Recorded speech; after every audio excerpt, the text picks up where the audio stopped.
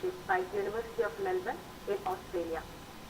He is a visiting scientist at Nanjing University, China, Louisiana State University, USA, and University of Barcelona in Spain. He is serving as Associate Editor of journal Environmental Pollution, published by the National Science Foundation, Canada, and reviewer of many international journals, and he also served as faculty member in Department of Physics at Government General College and as the fourth director of the Department of Atmospheric Science. He published more than 50 research publications in international peer-reviewed journals. So, with utmost respect, I welcome Dr. M.K. Sadish Kumar for his kind words.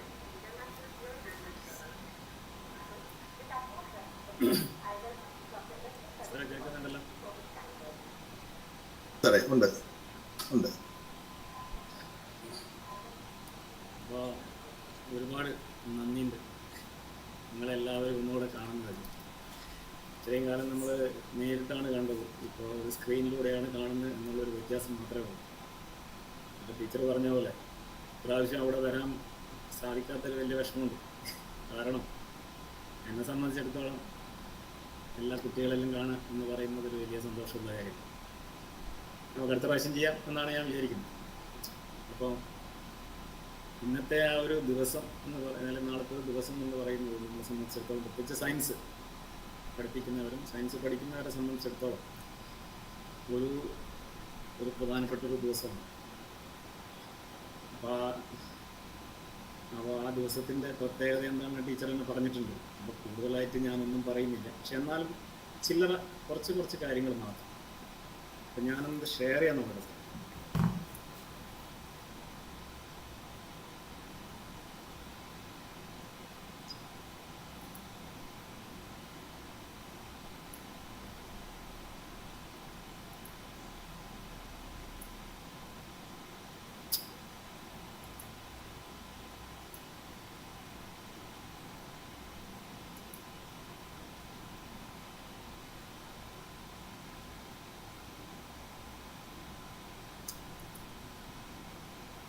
ഇതിനായിട്ട് share ചെയ്യുന്നത് എനിക്കറിയാം വലിയ പിടിപാടില്ലായിരുന്നു. സെന്ററിൽ ഒരു ആരോ upload ചെയ്യുന്ന രീതിയിലുള്ള ആരോ ഉണ്ടല്ലോ, അത് കണ്ടു പ്രസംഗം.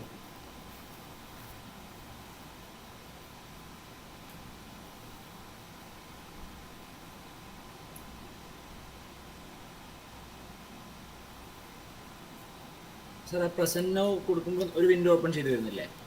ഉണ്ട്. അതിൽ നമ്മുടെ സ്ക്രീനും കാണുന്നുണ്ടോ? ആ സ്ക്രീനിലൊന്ന് പ്രസ് ചെയ്തിട്ട് ഷെയർ കൊടുത്താൽ സ്ക്രീൻ കാണുന്നില്ല. ആ വിൻഡോ ഓപ്പൺ ചെയ്ത് വരുമ്പോൾ അവിടെ ഒരു ഡിസ്പ്ലേ കാണിക്കുന്നില്ലേ? അതിനകത്ത് എൻ്റയർ സ്ക്രീൻ വിൻഡോ എൻ്റെ സ്ക്രീൻ കൊടുത്താൽ മതി. ശരി. എന്നിട്ട് ഷെയർ കൊടുത്താൽ മതി. ഓക്കെ.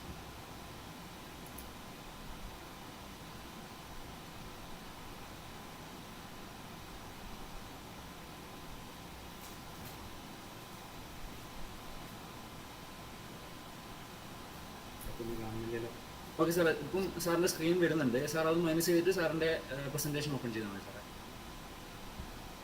ഏതെവിടെയാണ് മൈനസ് ചെയ്യേണ്ടത്? ആ ടോപ്പ് റൈറ്റിലില്ലേ? ഇവിടെ അത് ആക്റ്റീവ് അല്ല. അവിടെയല്ല, മെയിൻ വിൻഡോ ഇല്ലേ കുറച്ചുകൂടി ടോപ്പിൽ? ഇതല്ല. ഓക്കെ. ഇനി പ്രസൻറ്റേഷൻ ഓപ്പൺ ചെയ്തോ സാറേ. ഇപ്പോൾ സാറിൻ്റെ ഹോം സ്ക്രീൻ കാണാൻ നമുക്ക് കാണാൻ പറ്റുമോ? ഓക്കെ ക്ലിയർ ആണ്.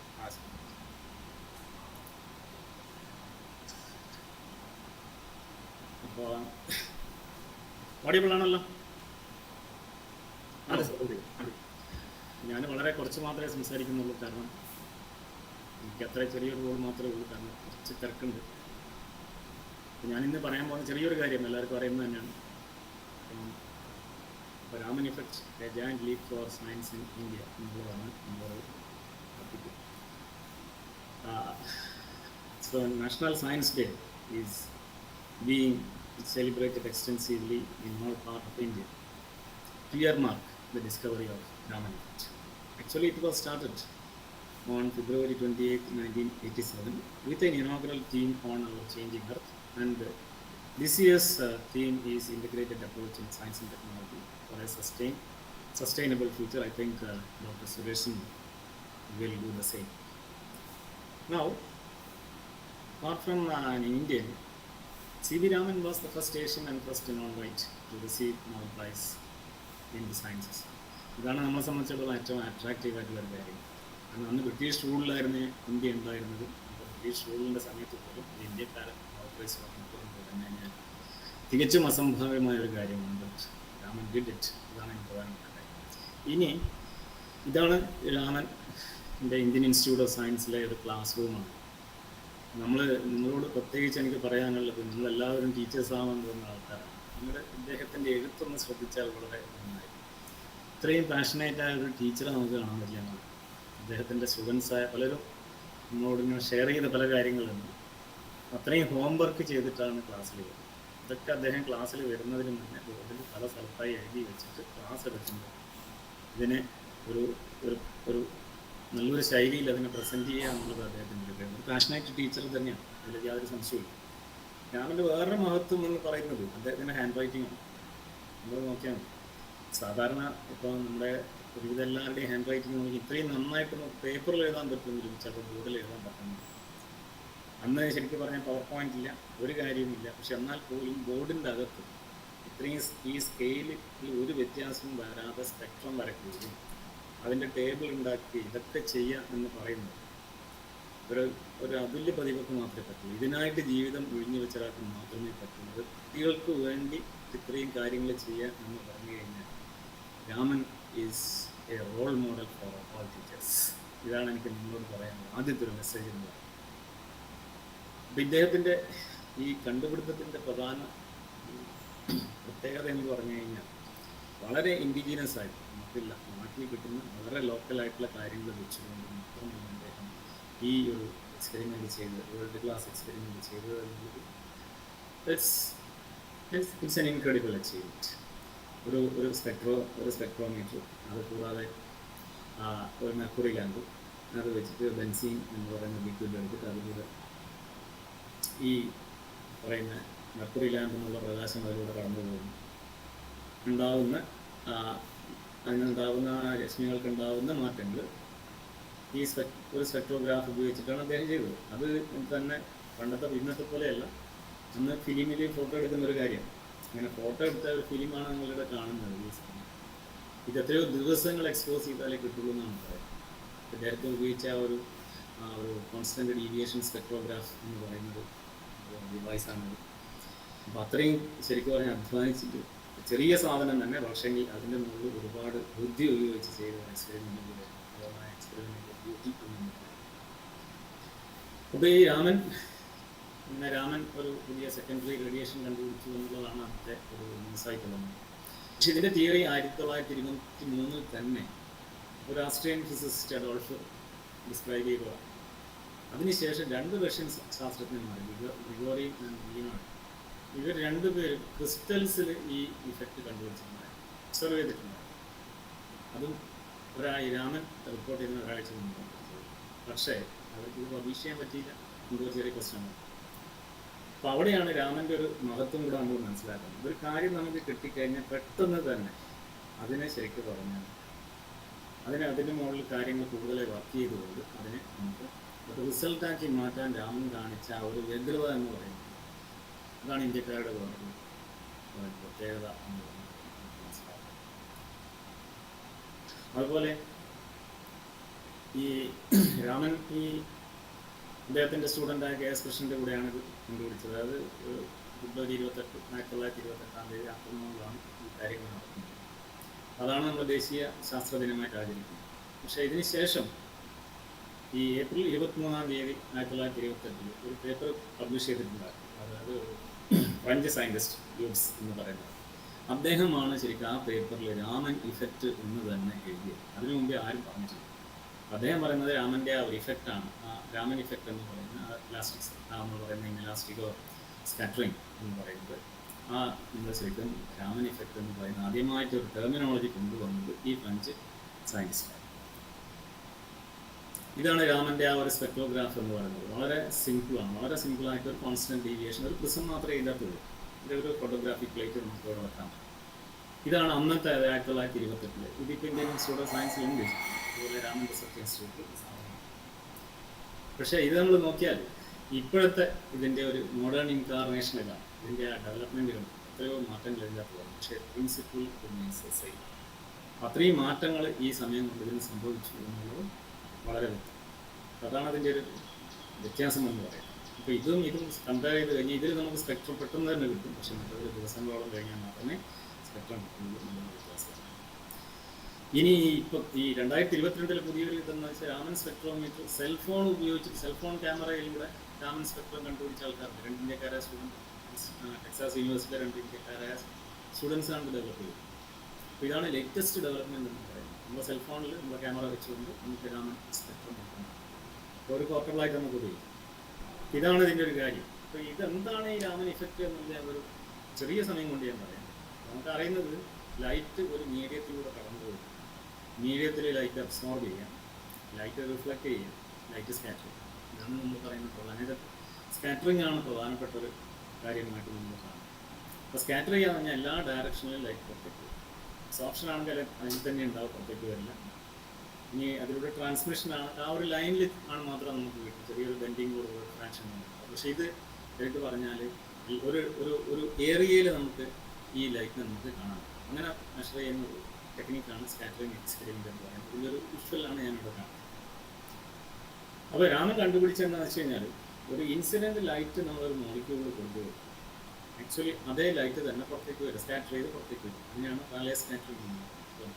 ഫോർ എക്സാമ്പിൾ, അത് നിങ്ങൾ കുട്ടികളെല്ലാം പഠിപ്പിക്കുന്ന ഒരു കാര്യമാണ്. ശരിക്കും പറഞ്ഞാൽ the blue colour of the sky is due to Rayleigh scatter. പക്ഷെ രാമൻ എന്ത് ചെയ്യുമെന്ന് വെച്ചാൽ ഓർഗാനിക് ലിക്വിഡ് വെച്ചപ്പോൾ രാമന് 2 കാര്യങ്ങൾ. ഒന്ന് ശരിക്കും പറഞ്ഞാൽ ലൈറ്റിൻ്റെ എനർജി കുറഞ്ഞ ലൈറ്റും കിട്ടി, എനർജി കൂടിയ ലൈറ്റും. അപ്പോൾ അതൊരു അത്ഭുതമാണ്. എനർജി കുറഞ്ഞ ലൈറ്റ് നമുക്ക് മനസ്സിലാക്കാം, കാരണം ഇൻസിഡൻറ്റ് ലൈറ്റിൽ നിന്ന് കുറച്ച് എനർജി മോളിക്യൂൾ എടുത്തു കഴിഞ്ഞാൽ ബാക്കി എനർജി കുറയും. Okay, that's fine. പക്ഷേ എങ്ങനെയാണ് ലൈറ്റിൻ്റെ എനർജി കൂടിയത്? അപ്പോൾ ലൈറ്റിൻ്റെ എനർജി കൂടണമെങ്കിൽ ഒരു വഴി മാത്രമേ ഉള്ളൂ. ഈ മോളിക്യൂൾ ഈ പറയുന്ന ലൈറ്റ് ഫോട്ടോൺ അല്ലെ ലൈറ്റിൻ്റെ ക്വാണ്ടത്തിന് എനർജി അങ്ങോട്ട് സപ്ലൈ ചെയ്യുന്നത്. ഇതാണ് അതിൻ്റെ പ്രത്യേകത. അപ്പോൾ ഇതിനെയാണ് നമ്മൾ 2 തരത്തിൽ പറയുന്നത്. അതാണ് ശരിക്കും പറഞ്ഞാൽ 2 ലൈൻ കാണാം. ഒന്നെയാണ് സ്റ്റോക്സ് രാമൻ ലൈൻ, അല്ലെ സ്റ്റോക്സ് ലൈൻ എന്ന് പറയുന്നത്. മറ്റേത് ആൻറ്റി സ്റ്റോക്സ് ലൈൻ. അപ്പോൾ ആൻറ്റി സ്റ്റോക്സ് ലൈൻസിൻ്റെ എനർജി കൂടുതലാണ്, ഇപ്പോൾ വേവ് ലെങ്ത് കുറവായിരിക്കും. അതാണ് ഇവിടെ കാണിച്ചത്. അപ്പോൾ ഇതെങ്ങനെ സംഭവിക്കുന്നു എന്നുള്ളത് നമ്മൾ വളരെ എളുപ്പത്തിൽ പറയാനുള്ളൊരു വഴിയാണ് എൻ്റെ ഫിസിക്സ് കൂടുതൽ പറയുന്നത്. നിങ്ങൾ ക്രിക്കറ്റുകാർ ഒരു ബാറ്റ് നമ്മൾ സങ്കല്പിക്കുക. ഒരു ബാറ്റ് ശരിക്കും പറഞ്ഞാൽ ഓസിലേറ്റ് ചെയ്യണമെന്ന് വിചാരിച്ചു. ഒരു ഓസിലേറ്റ് ചെയ്യുന്ന ബാറ്റിൽ ഒരു ബോൾ വന്ന് വീഴുന്ന അവസ്ഥ. ബാറ്റ് പിറകോട്ട് പോകുന്ന സമയത്ത് ബോൾ അതിൽ വീണ് കഴിഞ്ഞാൽ ബോളിൻ്റെ എനർജി ബാറ്റിലേക്ക്, ഇപ്പം ബോളിൻ്റെ എനർജി കുറയും. നേരെ മറിച്ച് ബാറ്റ് ഫോർവേഡായിട്ട് വരുന്ന സമയത്താണ് ഈ പറയുന്ന ബോൾ അതിൽ വന്ന് ഇടിച്ചു കഴിഞ്ഞാൽ ബാറ്റിൻ്റെ എനർജി ബോളിലേക്ക് പോകും. അപ്പം അങ്ങനെയാണെങ്കിൽ ബോളിൻ്റെ എനർജി പോകും. ഇതാണ് യഥാർത്ഥത്തിൽ സംഭവിക്കുന്നത്. ഇവിടെ ബാറ്റ് എന്ന് പറയുന്നത് മോളിക്കുലർ വൈബ്രേഷൻ. ശരിക്കും പറഞ്ഞാൽ അതേപോലെ the ball represents the incident photo.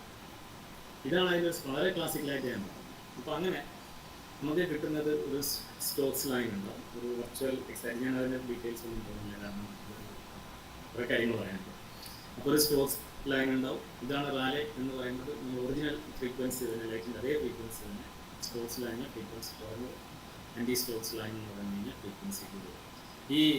ഈ ആൻറ്റി സ്റ്റോക്സ് ലൈനാണ് രാമൻ്റെ കേസിൽ ഏറ്റവും പ്രധാനപ്പെട്ട ഒരു കാര്യം. കാരണം എന്ന് പറഞ്ഞു കഴിഞ്ഞാൽ energy, molecular vibration energy is transfer to the photon by which the energy of the photon is be increased. അപ്പോൾ അങ്ങനെയാണെങ്കിൽ നമുക്ക് 2 സൈഡിലും സ്പെക്ട്രം കിട്ടും. ഒന്ന് സ്റ്റോക്സും കിട്ടും, ഒന്ന് ആൻറ്റി സ്റ്റോക്സും കിട്ടും. ഇനി ഇതിൻ്റെ ഡിഫറൻസ് എടുത്തു കഴിഞ്ഞാൽ ഇത് മോളിക്കുലാർ വൈബ്രേഷൻ ഫ്രീക്വൻസിയുടെ ഒരു മെഷറാണ്. അങ്ങനെ മോളിക്കുലാർ വൈബ്രേഷൻ്റെ ഒരു മെഷർ, അല്ലെങ്കിൽ മോളിക്കുലാർ വൈബ്രേഷൻ്റെ ഒരു ഫിംഗർ പ്രിൻറ്റ്, അല്ലെങ്കിൽ അതിൻ്റെ ഒരു സിഗ്നേച്ചർ നമുക്ക് കിട്ടാൻ വേണ്ടിയിട്ടാണ് രാമൻ ഇഫക്റ്റ്. രാമൻ ശരിക്കും പറഞ്ഞാൽ basically Raman belongs to physics discipline. പക്ഷേങ്കിൽ ശരിക്കും പറഞ്ഞാൽ രാമൻ ഇഫക്റ്റ് ശരിക്കും ഉപയോഗിക്കുന്നത് കെമിസ്ട്രിയിലാണ്. എനിക്കൊന്ന് സുരേഷ് സാറെ കുറച്ചും കൂടെ നന്നായിട്ട് നിങ്ങളോട് പറഞ്ഞു തരുന്നതാണ്. കാരണം ഏറ്റവും കൂടുതലായിട്ട് രാമൻ ഇഫക്റ്റ് ചെയ്യുന്നത് മുഴുവൻ കെമിസ്ട്രിക്കാരാണ്. കാരണം എന്താണെന്ന് വെച്ച് കഴിഞ്ഞാൽ ഈ വൈബ്രേഷൻ അതുപോലുള്ള കാര്യങ്ങൾ, മോളിക്യൂൾ വൈബ്രേറ്റ് ചെയ്യുന്നു, മോളിക്യൂൾ റൊട്ടേറ്റ് ചെയ്യുന്നു, അതിൻ്റെയൊക്കെ ഒരു strength of rotation and vibration നമുക്ക് മനസ്സിലാക്കണമെങ്കിൽ നമ്മൾ ഉപയോഗിക്കുന്ന ഒരു ടൂളാണ് ശരിക്കും രാമൻ സ്പെക്ട്രോസ്കോപ്പി എന്ന് പറയുന്നത്. ഇതൊരു സിമ്പിൾ എക്സ്പെരിമെൻ്റ് ആണ്. ലേസർ വെച്ച് ചെയ്തൊരു സിമ്പിൾ എക്സ്പെരിമെൻ്റ് ആണ്. ഇപ്പോൾ ഒരു ബ്ലൂ ലൈറ്റ് ഇതിലൂടെ കടന്നു വന്നു കഴിഞ്ഞാൽ നമുക്ക് ഇതിൻ്റെ അകത്ത് ശരിക്കും പറഞ്ഞാൽ സ്റ്റോക്സ് ലൈൻ നമുക്ക് അത് ഫ്രീക്വൻസി കുറഞ്ഞതല്ല ഇതിനകത്ത് കൂടി ആൻറ്റി സ്റ്റോക്സ് ലൈൻ ഇതിനകത്ത് കാണാത്തത് എന്തുകൊണ്ടാണെന്ന് വെച്ച് കഴിഞ്ഞാൽ അതിൻ്റെ എനർജി കൂടുതലാണ്, ഇപ്പോൾ ഫ്രീക്വൻസി കൂടുതലാണ്, വേവ് ലെങ്ത് കുറവാണ്. അതിന് ഇത് സെൻസിറ്റീവ് അല്ലാത്തത് കൊണ്ടാണ് ഇതിൻ്റെ അകത്ത് കാണുന്നത്. ഇതാണ് മോഡേൺ സെറ്റപ്പ്. രാമൻ ചെയ്തതും ഇതും കൂടെ വെച്ച് നോക്കും. This the modern setup and can very well compare with the setup which was formerly used by. അപ്പോൾ ഇതാണ് അതിൻ്റെ ഒരു കാര്യം. അപ്പോൾ എനിക്ക് പറയാനുള്ളൊരു കാര്യം എന്ന് വെച്ച് കഴിഞ്ഞാൽ ഇതിൽ ഈ രാമനെ ശരിക്കും 1928 ഈ വർക്ക് രാമൻ പബ്ലിഷ് ചെയ്തു.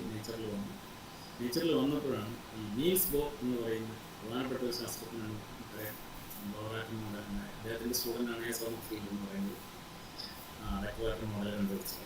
ഇവർ രണ്ടുപേരുമാണ് ആദ്യമായി രാമനെ നോബൽ പ്രൈസിന് വേണ്ടി പറഞ്ഞത്. അതുകൂടാതെ ഈ പറയുന്ന എല്ലാവരും ലീബ്രോയി, അതുപോലെ സിറ്റി അർബൻസ് എല്ലാവരും ഇങ്ങനെ ഇത്രയും ആൾക്കാർ രാമന് നോബൽ പ്രൈസ് കൊടുക്കണം എന്ന് പറഞ്ഞു. അങ്ങനെ റെക്കമെൻഡേഷനിലാണ് ശരിക്കും പറഞ്ഞത്. ആ റെക്കമെൻഡേഷൻ്റെ അവരത് ശരിക്കും പറഞ്ഞാൽ ഫ്രൂട്ട്ഫുള്ളായിട്ട് അവരവരുടെ ലാബ് ചെയ്ത് നോക്കി, എന്നിട്ട് അവരെ ഫ്രൂട്ട്ഫുള്ളായിട്ട് തിയറട്ടിക്കൽ കൺസെപ്റ്റ് മുഴുവൻ നോക്കിയതിന് ശേഷമാണ് അവർ രാമനെ നോബൽ പ്രൈസ് എന്ന് പറയുന്നത്.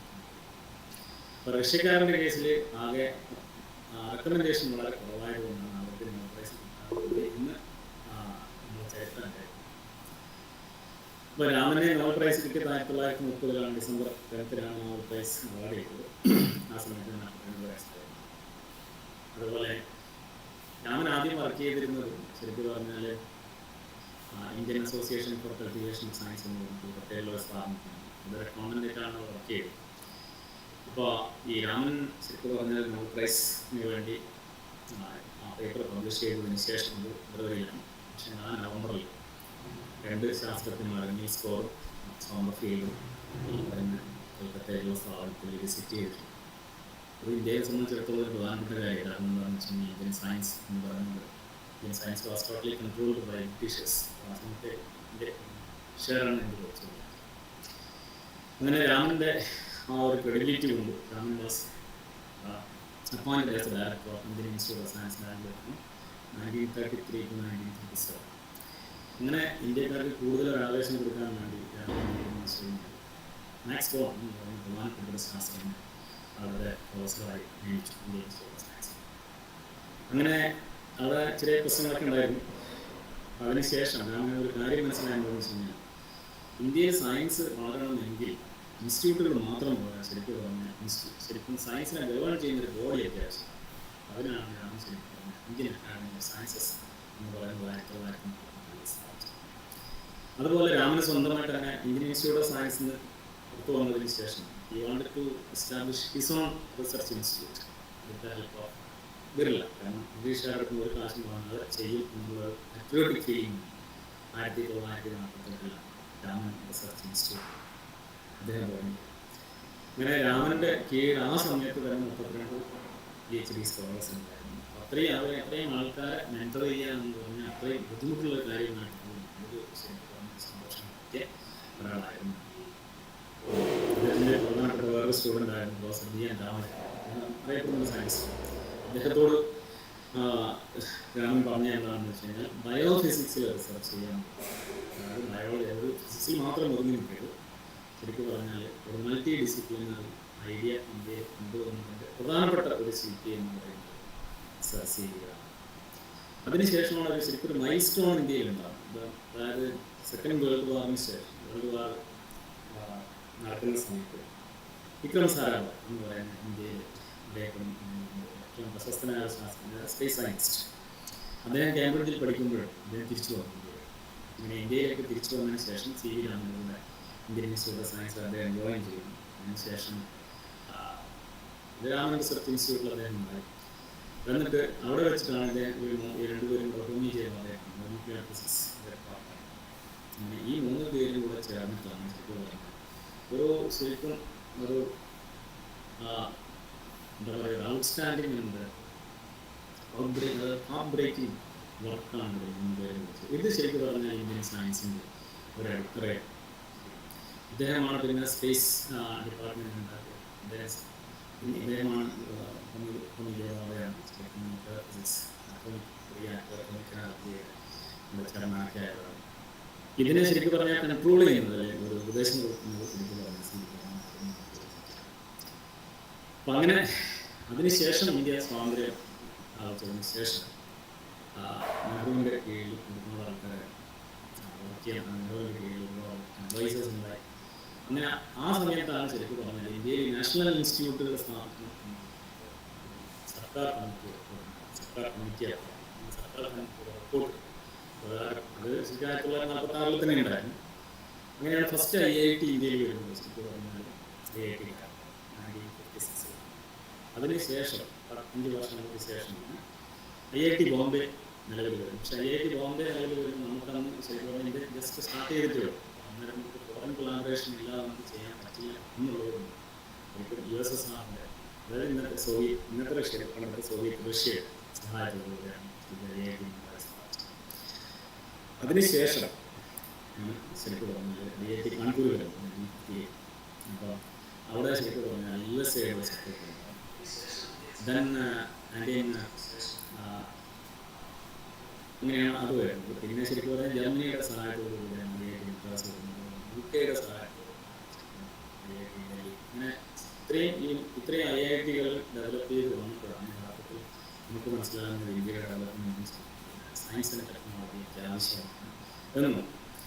അപ്പോൾ അതിനുശേഷമാണ് ശരിക്കും പറഞ്ഞാൽ ഇപ്പം വളരെ CNR സയൻറ്റിഫിക് അഡ്വൈസറായ സമയത്ത് ഐസറുകൾ ഇന്ത്യയിൽ വരാൻ തുടങ്ങി. ഐസറുകളാണെന്ന് വിശ്വസിക്കുന്നു. ഇന്നത്തെ ഈ ഐസറിൽ ഡോക്ടർ സുരേഷിനാണ് അടുത്ത കാര്യങ്ങൾ പറയാനുള്ളത്. അത് നമുക്കൊരു അഭിമാനമാണ്. നമ്മുടെ നാട്ടിലൊരാൾ ഐസറിലൊരു ഫാക്കൽറ്റി ആകും. റെസ്പോൺസിബിലിറ്റി അതാണ് നമ്മൾ അതിൻ്റെ ഉദ്ദേശിക്കുന്നത്. ഇനി അതിനുശേഷം നമുക്ക് പറഞ്ഞത് ഇപ്പം നമുക്ക് അപ്രസന്റ് 23 IITs ഉണ്ട്, അതുപോലെ 31 NITs ഉണ്ട്, അതുപോലെ സെൻട്രൽ യൂണിവേഴ്സിറ്റീസ് 54, സ്റ്റേറ്റ് യൂണിവേഴ്സിറ്റീസ് ഉണ്ട്, ഡീംഡ് ടു ബി യൂണിവേഴ്സിറ്റീസ്, അതായത് എക്സൽ യൂണിവേഴ്സിറ്റി, പ്രൈവറ്റ് സെക്ടറിൽ, അതുപോലെ പ്രൈവറ്റ് യൂണിവേഴ്സിറ്റീസ്. പിന്നെ അതുപോലെ CSIR council of scientific and industrial research 38 national ലാബുകൾ. അതുകൂടാതെ ഈ പറയുന്ന DRDO, ISRO, ICAR, ഓർഗനൈസേഷൻ അപ്പോൾ അത്രയും കാര്യങ്ങൾ വെച്ചുകൊണ്ടുള്ള നെറ്റ്വർക്കാണ് ശരിക്കും പറയുന്നത്. ഇത് ഒരു ജസ്റ്റ് ഇൻകംപ്ലീറ്റ് ആണ്, ഒരു നെറ്റ്വർക്കാണ് ശരിക്കും പറയുന്നത്. നമുക്ക് ഇപ്പോൾ ഇതിൻ്റെ ഒരു പ്രധാനപ്പെട്ട ശില്പി എന്ന് പറയുന്നത് നമുക്കൊരു ഇൻസ്പിറേഷൻ എന്ന് പറയുന്നത് ശരിക്കും CB വളരെ ഒരു ചെറിയ ഹമ്പിൾ ബിഗിനിങ് എന്നുള്ള ഒരു കാര്യമാണ് വിശ്വസിക്കുന്നത്. ഇതാണ് നമ്മൾ ഇന്ത്യൻ ഇൻസ്റ്റിറ്റ്യൂട്ട് ഓഫ് സയൻസ് ഇവിടെയാണ് വർക്ക് ചെയ്യുന്നത്. ഇതാണ് Tata institute of fundamental research. ഇതാണ് പാർക്ക് ന്യൂക്ലിയർ ഫിസിക്സിൻ്റെ കേന്ദ്രമാണ്. ഇതിനകത്ത് സയൻസ് ടെക്നോളജി കൂടെ ഉണ്ട്. ഇതാണ് Raja Ramanna centre for advance technology. ഇപ്പോൾ ഇത് ഒപ്റ്റിക്സ് ലേസർ കുറേ കാര്യങ്ങളാണ് ചെയ്യുന്നത്. ഇതാണ് ഹോമി ബാബ സെൻറ്റർ ഫോർ സയൻസ് എഡ്യൂക്കേഷൻ. ഇതാണ് കുട്ടികൾക്കുള്ള കാര്യങ്ങൾ. അതായത് സാധാരണ കുട്ടികൾക്ക് അഡോളസെൻ്റ് ആയിട്ടുള്ള കുട്ടികൾ, ഒരു +2 ലെവലിൽ വരെയുള്ള കുട്ടികൾ കൂടുതലായിട്ട് സയൻസിനെ പറ്റി മനസ്സിലാക്കാനും നമുക്കിപ്പോൾ റിസർച്ച് ചെയ്യാനുള്ള കാര്യമാണ് ഡിവിഷൻ. ഇതാണ് ഫിസിക്കൽ റിസർച്ച് ലബോറട്ടറി. ഇവിടെയാണ് സ്ഥാപിച്ച സ്പേസിന് വേണ്ടി സ്പേസ് ഫിസിക്സ് വേണ്ടി സ്ഥാപിച്ച അക്കാഡമിക്കായിട്ട് കാര്യങ്ങൾ ചെയ്യാൻ സ്ഥാപിച്ചതാണ്. ഇത് അവിടുന്ന് തന്നെ ഫിസിക്കൽ റിസർച്ചിൽ അവരുടെ ഒരു ഗ്രൂപ്പായിരുന്ന പ്ലാസ്മ റിസർച്ചുകാർ പൊതുവായിട്ട് ഡിപ്പാർട്ട്മെൻറ്റ് ഓഫ് അറ്റോമിക് എനർജിയുടെ സഹായത്തോടെ ഇൻസ്റ്റിറ്റ്യൂട്ട് ഫോർ പ്ലാസ്മ റിസർച്ച് ഇത് ഇന്ത്യൻ ഇൻസ്റ്റിറ്റ്യൂട്ട് ആസ്ട്രോഫിസിക്സ് കുറേ കാര്യങ്ങൾ ചെയ്യാനുണ്ട്. ഇന്ത്യൻ ഇൻസ്റ്റിറ്റ്യൂട്ട് ഓഫ് ആസ്ട്രോഫിസിക്സ് ബാംഗ്ലൂരാണ് ഒരു എല്ലാത്തിൻ്റെയും ഹബ്ബ് എന്ന് പറയുന്നത്. അതിൻ്റെ പ്രധാനപ്പെട്ട കാരണം എന്ന് പറയുന്നത് ശരിക്കും പറഞ്ഞാൽ സിഗ്നിഫിക്കൻറ്റ് ഇൻഫ്ലുവൻസ് ആണ്. ഇത് ശരിക്കും പറഞ്ഞാൽ ഐക്യാണ് ആസ്ട്രോണമി ആൻഡ് ആസ്ട്രോഫിസിക്സ് ഇതിനെപ്പറ്റി കൂടുതലായിട്ട് ഗവേഷണം മനസ്സിലാകുന്നത്. ഇതാണ് രാമനഗർ ഇൻസ്റ്റിറ്റ്യൂട്ട് സ്ഥാപിച്ചത്. ഇവിടെയാണ് ഒപ്റ്റിക്സിൻ്റെ കൂടുതൽ കാര്യങ്ങൾ ചെയ്തുകൊണ്ടിരിക്കുന്നത്. ദെൻ ഇത് എല്ലാവർക്കും അറിയാം institute of space research and technology. സയൻസിൽ ഒരു സ്കൂൾ വേണം എന്ന് പറഞ്ഞുകൊണ്ട് സ്പേസുകാർ ഉണ്ടാക്കിയ തിരുവനന്തപുരം. ഇതാണ് നമ്മുടെ ഒബ്സർവേറ്ററി ഉള്ളൊരു ആര്യപ്പെട്ട ഇത് CSIR കീഴിലുള്ളതാണ്. ഏരിസ് നൈനിക ഒബ്സർവേറ്ററി. തന്നെ ഇത് നമുക്ക് വന്ന അസ്ട്രോണമി സെൻറ്റർ ഊട്ടി, ഊട്ടിയിലുള്ള റേഡിയോ ടെലിസ്കോപ്പ്, ഇങ്ങനെയുള്ള ഒരുപാട് ഓപ്ഷൻസ് വന്നിട്ടുണ്ട്. അതുപോലെ centre for cellular and molecular biology, hydrology, multi disciplinary. ഇതാണ് national atmospheric science, national atmospheric research laboratory എന്നിവയാണ്. ഇത് തിരുപ്പതിയിലാണ്. അവിടുത്തെ ശരിക്കും പറഞ്ഞാൽ ഇതൊരു ആന്റിനയാണ്. അപ്പം അന്തരീക്ഷത്തിലുണ്ടാകുന്ന പല കാര്യങ്ങളും മനസ്സിലാക്കാൻ വേണ്ടി ഇവിടുന്ന് വേഗം നമ്മളെ കളക്ട് ചെയ്തുകൊണ്ടിരും. അന്തരീക്ഷത്തിലുണ്ടാകുന്ന മാറ്റങ്ങൾ അറിയുമ്പോൾ ഇതിൻ്റെ പോലുള്ള കാര്യങ്ങൾ മനസ്സിലാക്കാൻ വേൾഡ് ക്ലാസ് സയൻസ്. ഇനി നമ്മൾ വേൾഡ് ഫേമസ് ഇന്ത്യൻ സയൻറ്റിസ്റ്റിനെ നോക്കിയാൽ നമുക്ക് അറിയാവുന്ന കാര്യങ്ങൾ ഇത്രയും കാര്യങ്ങളില്ല. ഇത് ലിസ്റ്റിംഗ് കംപ്ലീറ്റ് ആണ് സ്റ്റിൽ. ഇനി നമ്മൾ വിമൻ സയൻറ്റിസ്റ്റിനെ എടുത്തു കഴിഞ്ഞാൽ നമുക്കറിയാം, നമുക്ക് അഭിമാനിക്കാവുന്ന ഒരാളെന്ന് ഞാൻ ഓർക്കുകയാണ്. ശരിയാണ്, ഫേമസ് ആയിട്ടുള്ള മനസ്സിലായത് ഇങ്ങനെയുള്ള ഡോക്ടറാണ്. അപ്പം അങ്ങനെയുള്ള കുറേ ആൾക്കാർ ഇവരുടെയൊക്കെ ബേസിലാണ് ശരിക്കും പറഞ്ഞാൽ ഇന്നത്തെ സയൻസ്. ഇതൊരു കുട്ടി ചെയ്തൊരു അന്വേഷണമാണ്. യഥാർത്ഥത്തിൽ രാമൻ്റെ തലയിലുണ്ടാകുന്ന കാര്യങ്ങൾ രാമനെ കിട്ടിയ സമയത്ത് രാമൻ്റെ ബ്രെയിനിലൂടെ കടന്നുപോയ കാര്യങ്ങളാണ് ഈ ഉണ്ടായിരിക്കുന്നത്. അപ്പോൾ അതാണ് അതിൻ്റെ ഒരു ഇത്. ഞാൻ പറയുന്നത് എന്താണെന്ന് വെച്ച് കഴിഞ്ഞാൽ, രാമൻ്റെ ലൈഫ് എന്ന് പറയുമ്പോൾ ആക്ച്വലി രാമൻ്റെ ലൈഫ് ഒരു സയൻസ് ഓറിയൻറ്റഡ്. ഞാൻ ശരിക്കും വളരെ ഷോർട്ട് ഹാൻഡാണ്. ഈവൻ നെഹ്റുവിനോട് പോലും ആലോചിച്ചിട്ടുണ്ട്. കാരണം നെഹ്റു അദ്ദേഹത്തിൻ്റെ രാമൻ റിസർച്ച് ഇൻസ്റ്റിറ്റ്യൂട്ട് വിസിറ്റ് ചെയ്തു. രാമൻ പറഞ്ഞ എന്താണെന്ന് വെച്ച് കഴിഞ്ഞാൽ, നെഹ്റു ചോദിച്ചു എന്താണ് നിങ്ങൾക്ക് വേണ്ടത്. രാമൻ പറഞ്ഞു പൊളിറ്റിക്കൽ ഇൻ്റർഫിയറൻസ് ഉണ്ടാവും. ഏത് അക്കാഡമിക്സ് എടുത്തു കഴിഞ്ഞാൽ പൊളിറ്റിക്കൽ ഇൻ്റർഫിയറൻസ് ആണ് ഏറ്റവും വലിയ പ്രശ്നം. നമ്മൾ അക്കാഡമിക്സിന് ഒരു കാര്യം ചെയ്യുന്നതെന്ന് വെച്ച് കഴിഞ്ഞാൽ അത് അക്കാഡമിക്സിന് വേണ്ടിയിട്ടാണ്. അതിനെ ക്രിട്ടിസൈസ് ചെയ്യാൻ ഒരു പൊളിറ്റീഷ്യന് അവകാശമില്ല, നേരെ മറിച്ച് ഒരു അക്കാഡമിക്സിന് മാത്രമേ അവകാശമുള്ളൂ എന്ന് പറഞ്ഞിട്ട് വളരെയധികം പ്രശ്നങ്ങൾ ഉണ്ടാക്കി. അതിനുശേഷം പറയുന്നത് അദ്ദേഹത്തിന് ഭാരതരത്നം സമ്മാനിച്ചപ്പോൾ ആ ഭാരതരത്നത്തിൻ്റെ മെഡൽ അദ്ദേഹം അത് ഹാമറൊക്കെ നശിപ്പിച്ചതെന്ന് പറയുന്നുണ്ട്. അറിയില്ല. അപ്പോൾ അത് നെഹ്റു ഗവൺമെൻറ് കൊടുത്തുകൊണ്ടാണ് അദ്ദേഹത്തിന് അതിനകത്ത് ഭയങ്കര ഉണ്ടാകുന്നത്. അപ്പോൾ പിന്നെ രാമൻ്റെ ആ കാര്യങ്ങൾ നമ്മൾ കൂടുതലായിട്ട് അടുത്ത തലമുറയിലേക്ക് എത്തിക്കാൻ നമുക്കൊരു ദിവസം വേണം. ആ ദിവസം national science high motivation effort to induce scientific temper into the minds of young talented students. പിന്നെ എന്ന് പറയുന്നത് ഒരു efficient role Indian national science അക്കാഡമിയുടെ ഒരു എഫിഷ്യൻറ്റ് റോൾ നമ്മുടെ നാട്ടിൽ റിസർച്ച് പർസ്യൂട്ടിന് ശരിക്കും promoting science research in India ശരിക്കും പറഞ്ഞാൽ ഇൻസൈഡ്. അതുപോലെ നമുക്ക് ചെയ്യാവുന്ന സിലബസും കരിക്കുലവും നമ്മൾ ശരിക്കും പറഞ്ഞാൽ അപ്ഡേറ്റ് ചെയ്തിട്ട് ശരിക്കും നമ്മുടെ ആവശ്യത്തിന് വേണ്ടി ലോകത്തെ അടുത്ത് നല്ല ശാസ്ത്രജ്ഞന്മാരെ ഉണ്ടാക്കാവുന്ന തരത്തിൽ നമ്മളതിനെ മാറ്റിയെടുക്കുന്നതോടൊപ്പം നമ്മൾ ശ്രദ്ധിക്കേണ്ടത് രാമൻ്റെ ലൈഫ്, രാമൻ്റെ ആ ഒരു വിഷനും നമ്മൾ കൊടുക്കണം എന്നുള്ളത് വളരെ സിഗ്നിഫിക്കൻ്റ് ആയിട്ടുള്ള ഇതാണ് ഇന്ത്യൻ നാഷണൽ സയൻസ് അക്കാഡമിയുടെ സ്ഥാപനം അനുഭവമുള്ളത്. രാമൻ്റെ അവസാന കാലത്ത് രാമൻ ഡോക്ടർമാരെ വിദ്യ തിരിച്ചു സാധ്യമാണെന്ന് പറഞ്ഞത് അദ്ദേഹം പറഞ്ഞത് എനിക്ക് എൻ്റെ സ്റ്റുഡൻസിനെ കാണുന്നു. അവരോട് അദ്ദേഹം പറഞ്ഞ വാക്കുകളാണ് do not allow the journals of the academy to vary, for they are the sensitive indicators of the knowledge of science being done in the country and whether the science is taken in എന്ന് പറയുന്നു. അക്കാഡമിയാണ് ശരിക്കും പറഞ്ഞാൽ Indian സയൻസിൻ്റെ ഒരു art എന്ന് പറയുന്നത്. It is considered one of the valuable elements for the development of Indian science. അപ്പോൾ ഇതാണ് രാമൻ്റെ വേറൊരു കാര്യം. It was a poverty and poor laboratories that gave me the determination to do the very best I could. Raman ശരിക്കും പറഞ്ഞാൽ Nobel prize വാങ്ങാൻ വേണ്ടിയിട്ട് സ്റ്റോക്ക്ഹോമിൽ പോയത്. അവിടെ സാധാരണ ഏത് രാജ്യത്തിൻ്റെ ആൾക്കാർ നോബൽ പ്രൈസ് വാങ്ങുമ്പോൾ അവരുടെ പതാക അവർ പാലിക്കും. ജസ്റ്റ് കണ്ടിട്ടുണ്ട് ഒന്നിച്ചിലൊക്കെ മെഡൽ വാങ്ങുന്നു. അതേപോലെ തന്നെയാണ്. അപ്പോൾ അന്നേരം രാമൻ മനസ്സിലാക്കിയൊരു കാര്യം എന്താണെന്ന് വെച്ചാൽ രാമൻ്റെ കേസിൽ ഇന്ത്യയിൽ പതാകയില്ല. ഇന്ത്യൻ പതാക എന്ന് പറഞ്ഞാൽ യൂണിയൻ ജാക്കാണ്. അപ്പോൾ അവിടെ വെച്ചിട്ട് ഈ നൊബേൽ പ്രൈസ് കമ്മിറ്റിയുടെ ഒരു ഓർഗനൈസർ അദ്ദേഹം അതിന് ഒരു അനൗൺസ്മെൻ്റ് നടത്തുകയും ചെയ്തു. കാരണം ഇയാൾ ഇന്ത്യയിൽ നിന്ന് വന്നതാണ്, സ്വന്തമായി ഫ്ലാഗൊന്നും ഇല്ലാത്ത ഒരാളാണെന്ന് പറഞ്ഞതാണ് രാമൻ വലിയ പ്രശ്നമായിട്ട് സോ ഡിപ്രസ്ഡ്. അപ്പോൾ അതാണ് രാമൻ പറഞ്ഞത്, നമുക്ക് നമ്മുടേതായ ഒരു ഫ്ലാഗ് കിട്ടിക്കഴിഞ്ഞാൽ നമുക്ക് ഇന്ത്യൻ സയൻസ് നന്നാക്കണം എന്നുള്ളൊരു പാട്രിയോട്ടിക് ഫീലിംഗ് കൊടുക്കും രാമൻ സ്പീക്കർ ചെയ്തു. അപ്പോൾ ഇതാണ് ഒരു ഒരു സയൻസ് ഡേയുടെ ഒരു മെസ്സേജ് എന്ന് പറയുന്നത്. I feel it unnatural and immoral to try to teach science to children in foreign language. നമ്മുടെ നാട്ടിൽ ഞാൻ കണ്ടെന്നല്ല, പൊതുവേ ഒരു പ്രശ്നം എന്ന് പറഞ്ഞാൽ നമ്മൾ ഇംഗ്ലീഷിൽ പഠിപ്പിക്കുമ്പോഴാണ് ഏറ്റവും വലിയത്. ഇംഗ്ലീഷിൽ പഠിപ്പിക്കുമ്പോൾ പല കുട്ടികൾക്കും സംഗതികൾ മനസ്സിലാകുന്നുണ്ട്, പക്ഷേ അത് റീപ്രൊഡ്യൂസ് ചെയ്യാൻ അതിനെപ്പറ്റി കൂടുതൽ തിങ്കിങ്ങും പറ്റും. ജപ്പാനിൽ പോയി കഴിഞ്ഞാൽ സുരേഷിനോട് അറിയാൻ പറ്റും, എന്നെക്കൂടെ നല്ലോണം. അവർ ജാപ്പനീസ് ലാംഗ്വേജിലാണ് ചെയ്യുന്നത്. അതുപോലെ ജർമ്മനിയിൽ പോയി ജർമ്മൻ ലാംഗ്വേജിലാണ്. അപ്പോൾ അപ്പോഴാണ് ശരിക്കും പറഞ്ഞാൽ they will know facts but they will miss the spirit.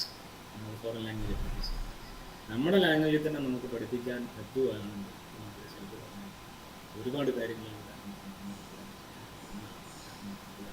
പക്ഷെ നമുക്ക് പറ്റിയിട്ടില്ല എന്നുള്ള സത്യം.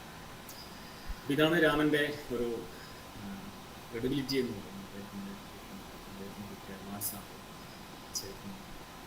മാലിന്യം വാഗരം.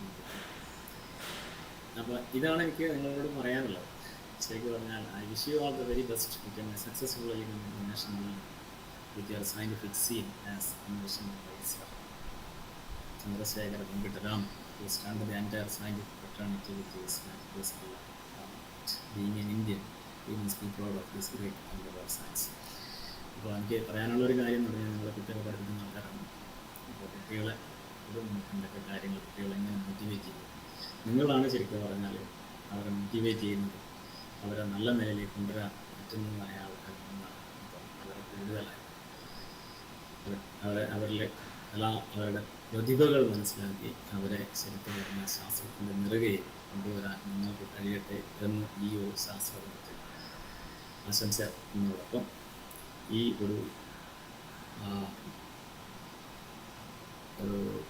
2 ദിവസമായിട്ട് നമ്മൾ കണ്ടക്ട് ചെയ്യുന്ന ഈ ഒരു പ്രോഗ്രാം ഔദ്യോഗികമായി ഉദ്ഘാടനം ചെയ്തതാണ് ഞാൻ നമ്മളെല്ലാവരെയും സന്തോഷപ്പെടുന്നു.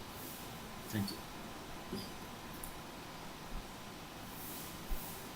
Thank you for sparing your valuable time with us and gracing this occasion with your presence. Now, it's a privilege to have Dr. Kana M. Suresh sir, Dean, Indian Institute of Science, Education and Research, Trivandrum, as a resource person. So, here is Ms. Ashwati N.V., B.Ed Physica Science student, to introduce the eminent personality. Sir ഞാൻ ഇടയ്ക്കൊന്ന് കയറിക്കോട്ടെ, sorry. Satheesh സാറിന് പോകാൻ തിരക്കുള്ളത് കൊണ്ട് അടുത്ത സെഷനിൽ continue ചെയ്യുന്നില്ലാത്തത് കൊണ്ട് ഒരു ചെറിയ നന്ദിയുടെ വാക്ക് പറയുകയാണ് സതീഷ് സാറിനോട്. സാർ നമ്മുടെ കോളേജിൻ്റെ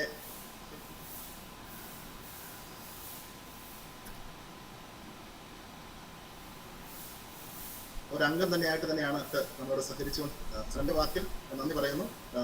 സുരേഷ് സാറിനെ തുറന്ന് ക്ഷണിക്കുകയാണ്. അതിൻ്റെ സാറിനെ എൻട്രി ചെയ്യാനായിട്ട് നമുക്ക് ക്ഷണിക്കും. സാർ ഒരു മിനിറ്റ് ഞാൻ പറഞ്ഞോട്ടെ. പറയാം സാറേ. അല്ല, സുരേഷിനോടാണ്, ഒന്നും വിചാരിക്കരുത്. എനിക്ക് അത്യാവശ്യം എൻ്റെ ഭാര്യ വീട്ടിലൊരു കല്യാണമുണ്ട്, അതിന് പോകാതെ പറ്റില്ല, കുടുംബ കലവുണ്ട്.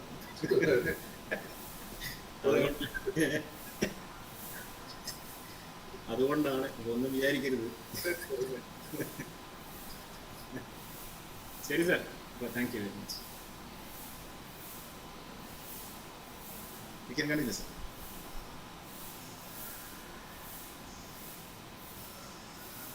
Good evening all. The task of introducing our resource person, Dr. Kana M. Sureshan, is a great privilege. He is the Dean and Faculty Member of Indian Institute of Science, Education and Research, ISER, Thiruvananthapuram. He was awarded JSPS Postdoc Fellowship from Ehime University, Japan, and AVH Postdoctoral Fellowship from Max Planck Institute for Molecular Physiology, Dortmund, Germany. He worked as a research officer of Department of Pharmacy and Pharmacology at University of Bath, UK, and was a senior scientist in Institute of Life Sciences, Hyderabad. He is a member of many reputed professional bodies such as American Chemical Society, Chemical Research Society of India, Royal Society of Chemistry in UK, Association of Carbohydrate Chemist and Technology in India, Society of Polymer Science in India, and early career editorial board member of ACS Sustainable Chemistry and Engineering.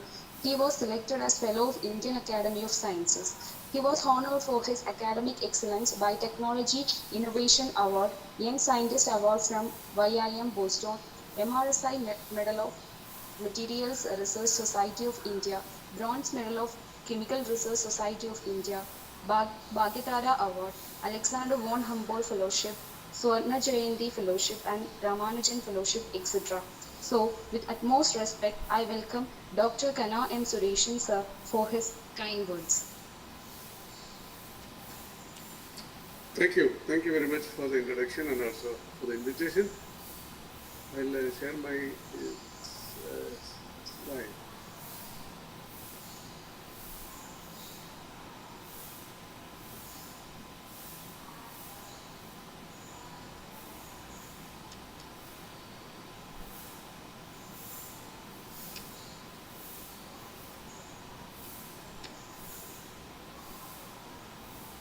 Is it visible? Sir. Yes, sir. Okay. Let me start. You can see the slides, right? Science and Society. Yes. Yeah, exactly. So thank you very much once again. I slightly changed my title, but nevertheless the content will be almost same. Science and society. I think this is very interrelated terms actually. Science directs the society and the society directs the science. Let us see how that is.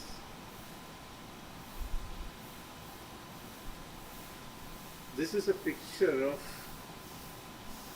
Neanderthal hunting an elephant or mammoth. You can see they are using fire, they are using spears. And the spears is made up of a stone and a wood piece. You can say a flint tip and a small wooden shaft. This was connected to a gum actually, a black gum you can see. The top picture, I don't know whether I can point here. Can you see the pointer also? Maybe. Hello? Yes, we can see. You can see the pointer, yeah. So this is a sample recently unearthed from Netherlands actually. This is the... Yes, sir. Yeah? You can't hear me?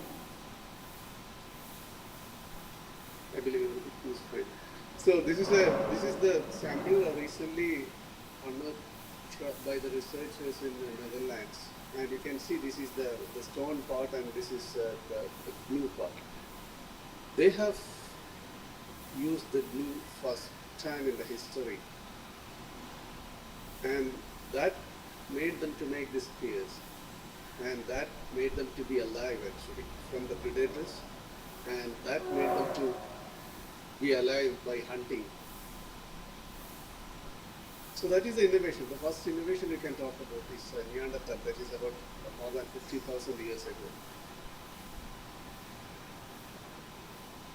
Now, the science keep evolving actually. You can see some of the scientific invention on the top picture actually, from mainframe, telefax, fax, etc. To internet actually. And other side you can see the society which is also evolving. Initially we were hunter-gatherers. We were hunting, we were not really hunting. Before that we were eating the bones, marrow of some usually animals hunt and they throw away the bone and skull and other things. We used to break open the bones and eat the bone marrow. That's what we were hunter-gatherers. Then we started hunting actually. I have shown the flint tip that the spears made by the Neanderthal. Then several thousands of years later, we started agriculture. Then the industrial revolution came. Now this is a world of era of information. This is the slow growth of society also. and at the same time, this is the growth of science too. So both are very well connected actually. So one depends on the other. So this is the first picture. What you see is again Neanderthal in the cave. Now we don't live anymore in the caves. We have nice house. We have all these kinds of conveniences. 100 years ago, we used to travel in bullock carts. Now we use car or aeroplane or other modes of transport. Now we have medicine for most of our diseases. We have vaccine, including COVID vaccine. We have very good mobile phones which can substitute many other things like watch, timepieces, etc. And we have smart watches, etc. And all these home appliances for our conveniences, you can just name any. And we have also developed advanced technology to improve our agriculture and also to have technology for a better diagnosis. This is an MRI or CT scanner machine. And we can also address our energy needs using solar energy. We are no longer a caveman. We are well dressed now. We have all the facilities. This has all happened because of science. Society also influenced science. So I have told you, science definitely have a serious say in the society. And the other way is also correct. Society influences science. So for doing science, you need money. Depending on the kind of research one does, somewhere you require very little money, like someone studying the behavior of butterflies. Ecologists, for example, they need very little money. But this is a research equipment in Geneva, Switzerland actually, Ardent Collider. It's a small part of that. This requires $1 billion actually. So some research requires a lot of money, some research requires very less money. But nevertheless, there need to be a support by the society. Society means the government. Society means all of us. So essentially, society influences the path of the science. Science generates solutions for everyday life problems, increase the quality of our life, and generate knowledge. Science is very neutral actually, in terms of it generates knowledge. Now how do we use the knowledge is up to us. So during the first half of 20th century, the world was enmeshed in different wars, and different governments have invested in research that give wartime applications actually. Some explosive and all those kinds of research were supported actually. And that unlocked the mysteries of nuclear energy. So wherever society invests, that is the direction science also takes. So if a particular government is giving this much money for say a particular research, the research goes in that direction. So some society are concerned about the healthcare, and that led to scientific revolutions in drug discovery, biotechnology, genomic sequencing, and genetic engineering, etc. Some are interested in agriculture, so that led to biotechnology, BT products, right? Like fertilizers are produced, then several agrochemicals are produced. Science is not static, as you know; it changes over time, and it shifts the society also in which it is embedded. As we all should do something to the science cycle. Science, technology, and innovation must drive the society. Government and also the society, not only government. We should popularize science to equip the citizen to make informed choices. Government should make decisions based on quality, scientific information. That often doesn't happen actually, unfortunately, especially in India. We need to understand the science behind major global challenges, why climate change, why there is a temperature, increase of temperature, etc. This is a picture which appeared a few years ago in a newspaper. This is before the launch of one of the rockets or some of the space vehicle. This puja was conducted by the government of India. And this is another picture in 2017 by a minister in Karnataka, Mr. M.B. Patil. He was doing rain puja to get rain. Then he was asked why is it not so unscientific for a minister to do so? And he was asking, if an ISRO can do rocket puja, why not me do brain puja? So this is a wrong signal actually for the society. Government should do popularize science and use scientific method, not this kind of religious methods.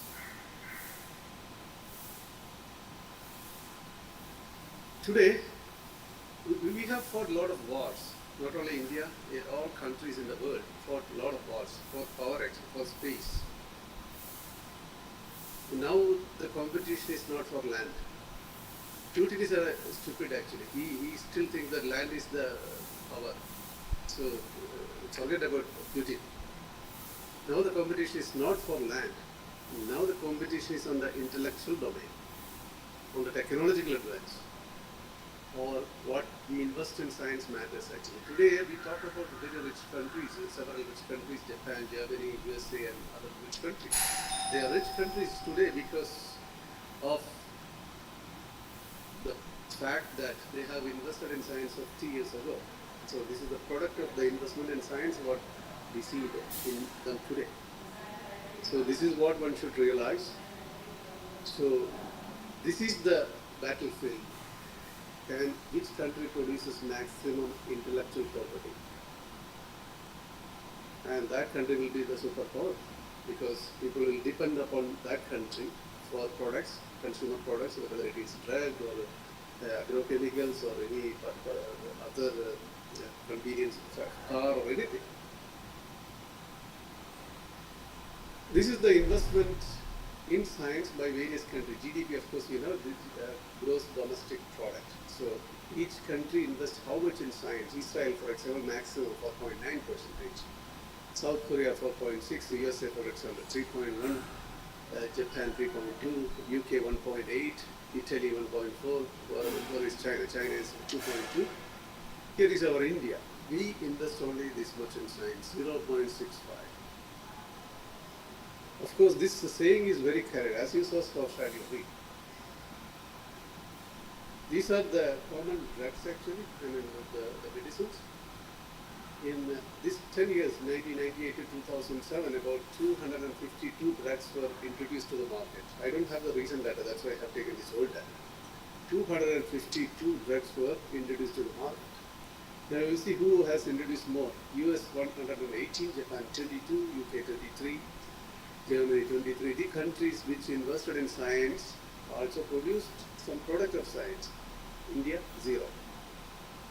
Even today, India produces 0 drug actually. We are largest consumer drug, I mean all medicines.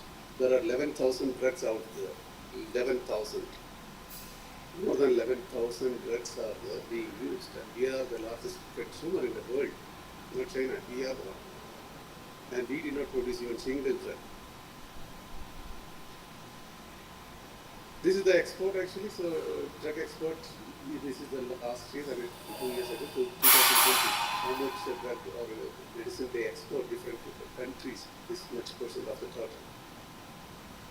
India doesn't picture in any way. This is just not with medicines or drugs. In other fields also, agrochemicals, toiletries, machineries, electronics, electricals, all these fields, this is the same situation. We are not doing so great. Now, science and technology feed off one another and propel both forward. Science and technology are not same. Science is the basic knowledge. It's a knowledge create. And as I said, it's up to us to use that knowledge in different ways and different technologies. So it's a product of science is technology. So that technology often gives better science actually. For example, we know about optics and we found better microscope. That's a technology. And using that microscope, you get more information and you get more science actually. So this is cyclic actually. This process is cyclic. This new technology give more information or more new science, discover more new science. At the same time, this technology also gives application in society.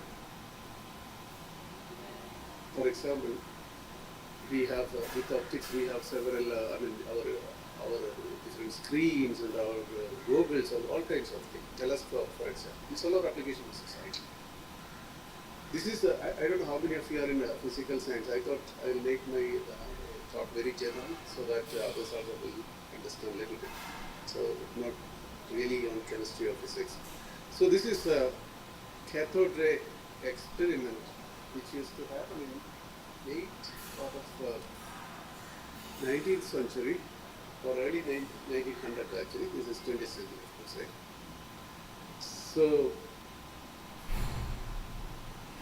essentially this is a tube with no air inside. It's evacuated. All the air has been removed. So there is only vacuum inside.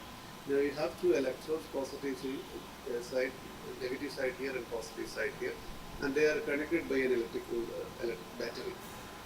Now what people found that there is some ray coming from cathode to the anode. Some light is going from cathode to anode. When it is completely evacuated, that means there is no air, and it is hitting at the anode part.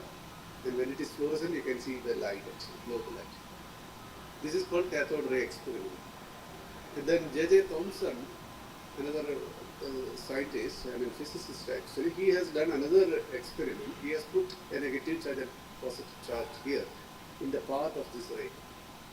And he found that this ray is deflecting towards the positive side.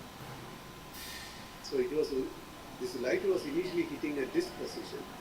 When you put an electric charge across this one and it is deflecting towards the positive side, that means this ray itself is negative in charge. So opposite pole attracts. So, and later it was understood that this is the flow of electrons, a negative charged electromagnetic radiation effects. This is cathode ray experiment, and that gives the discovery of electrons. This is a basic science I have told. And you see what all product or information came from this simple experiment is here. This cathode ray experiment, cathode ray tube is the one we used to have in the TV monitor, the old TV monitor, some of you must have seen, which is a curved surface, right? That is TV monitor. This is nothing but a cathode ray tube. There are other even computer monitors also that used to be like that. This is a direct application of that. When people have done this experiment, they did not aim to make a TV monitor or computer monitor. Then, as I said, people understood, J.J. Thomson understood there is a negatively charged particle. So for the atom to be neutral, there has to be something positive. And that led to the discovery of the nucleus. Ernest Rutherford found that there is a positive charge center in the atom that is called nucleus. So electron, proton, neutron, all six are discovered because of that simple cathode ray experiment, you can say. This is a derivative of that. Comes later, right? Now, interestingly, Röntgen, another German scientist, he also used this same cathode ray experiment. He found that in addition to this, the light inside the tube, there is something coming out of the tube, and which is invisible actually, unless you have a fluorescent screen. He found that in his lab there was a fluorescent screen. When he was doing this experiment, the screen is getting blurry, and he tried to block that this ray, which he doesn't. He just called it X-ray. So that X-ray, he tried to block it with the metals. It was not blocking; it was penetrating. He blocked with his hand. He found that, his bones, right? The skeletons he could see as a shadow. So that is the discovery of X-ray by Röntgen. This is also from the same cathode ray experiment. So this is again, science is evolving from this basic discovery. Science is evolving, and that led to X-ray machine. Of course, we can detect. If there is a fracture, we go to the X-ray specialist and we get the X-ray done. So that led to the discovery of such X-ray scanner, which again developed further into CT scan. CT scan people do that is also nothing but X-ray action. which is much more sophisticated way of doing X-ray. And now not only we can diagnose various diseases, also we can scan archaeological specimen like mummy, for example, without even opening that. Non-invasive actually, without disturbing the sample, you can analyze what it is, what inside. So we get a lot of information about archaeological samples. Now come back to X-ray. X-ray here we can make X-ray telescope that gave a lot of information about the whole universe actually. We know about supernova, we know about nebula, we know about black holes, all because of X-ray telescopes. The telescopes based on this X-ray. Then come to this one, Bragg and Bragg. Some of the physicists may know Bragg and Bragg, son and father. They were scientists. They found that this X-ray can be used to find the arrangement of atoms in a crystal. So that developed the X-ray crystallography. So one can use this crystallography to identify the molecular structure, which a lady in the UK, Rosalind Franklin, was trying to understand the structure of DNA using this X-ray. And she got this X-ray diffraction pattern, this X-like pattern. And at the same time, Watson and Crick were also trying to understand the structure of DNA. She was doing no scientific experiment, they were just making models and giving a structure. And she also already predicted in 1953 this is the structure, I mean it's a double helical, but before she came up with a model, her friend leaked this picture to Watson. So her friend has stolen this image and given to Watson, and they could immediately make the model, and they both got Nobel Prize, Watson and Crick. Actually, the work was done by Rosalind Franklin. She did not get, unfortunately, but nevertheless, what I am saying is that this X-ray crystallography led to the structure of discovery of DNA, which led to the polymerase chain reaction, PCR, RT-PCR. Of course, all of you know that we are doing RT-PCR test for COVID recently. So this is essentially increasing the number of units of the RNA, DNA units by reaction, polymerase chain reaction. And we can also use the DNA fingerprint chain technology. So you see, just this cathode ray tube experiment done 100 years ago has evolved into so many very useful things for the human being.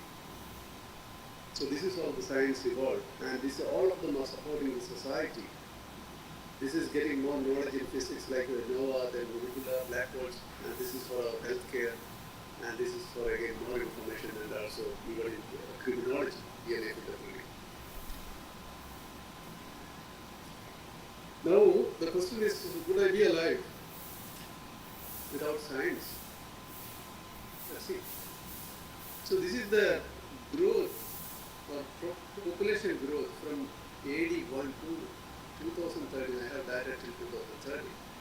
In 81, when we started this year, 81, our global population was 25 crores, just 25 crores. 250 million is 25 crores of the population. To make it to 1 billion, that means 100 crores, it took about 1,804 years, almost 2,000 years it took to make it to 1 billion. Which is 100 crores. Next, 1 billion, 100 crores, it took only 123 years. Next 1 billion, that means 3 billion mark, just happened in 32 years. 4 billion, 15 years. 5 billion, 13 years. 6 billion, 12 years. 7 billion, 14 years.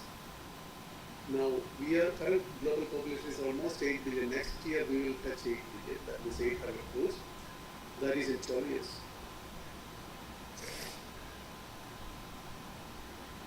So, what is happening? So suddenly there is a growth in population. From essentially you can call from 1900, in 100 years, an explosion in population. What has happened? This is something related to society, right? Our society is developing for some reason. This is the life expectancy, average life expectancy in the world. This is 1800, that is the year. This is 2017, the last one. In 1800, our average life expectancy globally was 31 years old. And in 100 years ago, we are about 31 or 32.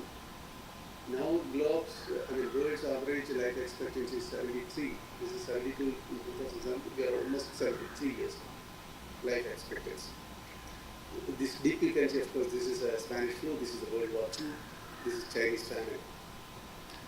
So there is a sudden growth of expectancy of life. This is average life expectancy.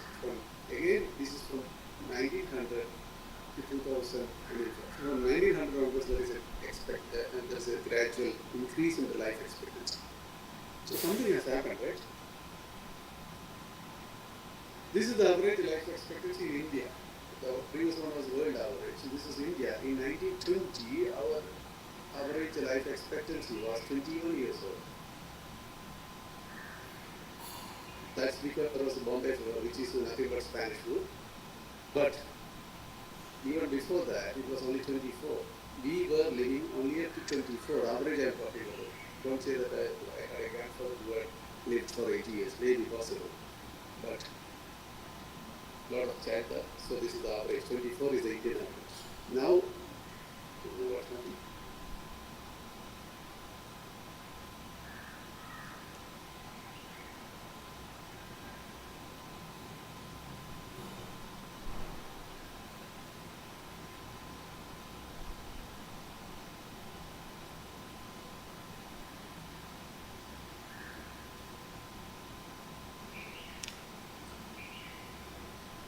Can you see this right?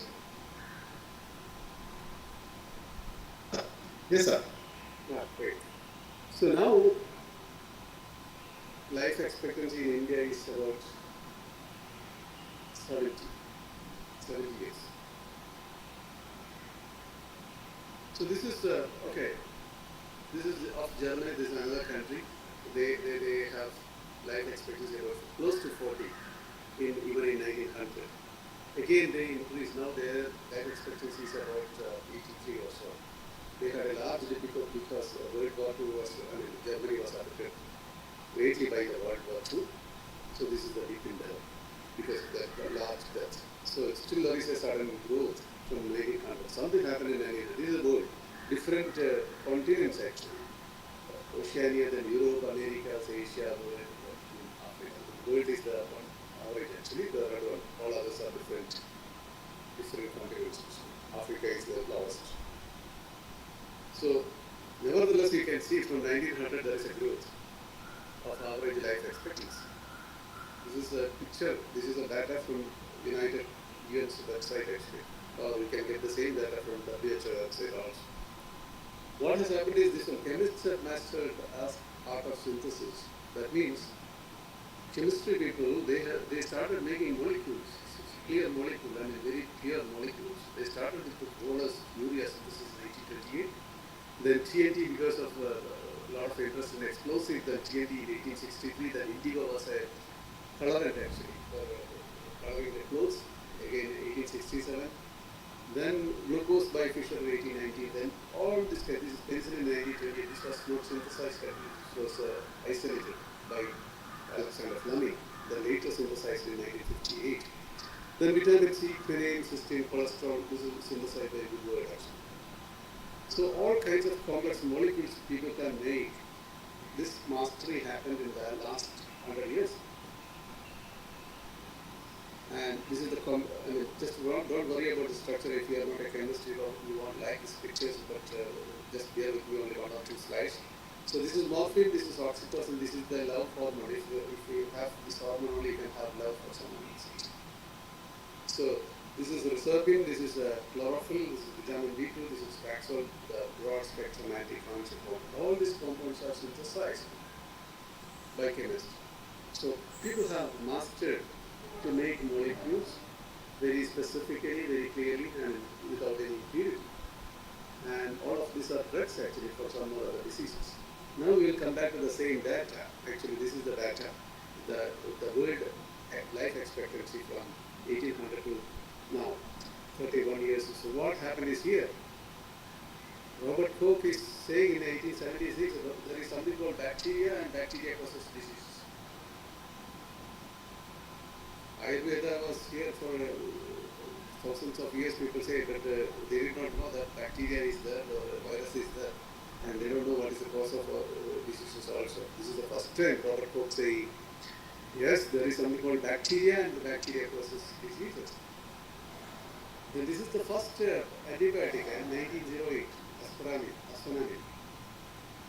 Then 1928 penicillin came. All these are antibiotics. Actually, I have to go on. Then 1941 streptomycin, vancomycin, cyclosporin. All these are in different years, you can see. With all these antibiotics, the life expectancy has improved. This is the era of antibiotics. Not only antibiotics, other medicines also. As I have already mentioned, today we have 11,000 modern medicine. That modern medicine discovery happened just because of the chemistry and biology, mainly chemistry. And these chemists guys have made medicines, and that increased the life expectancy in the world, not only there, throughout the world.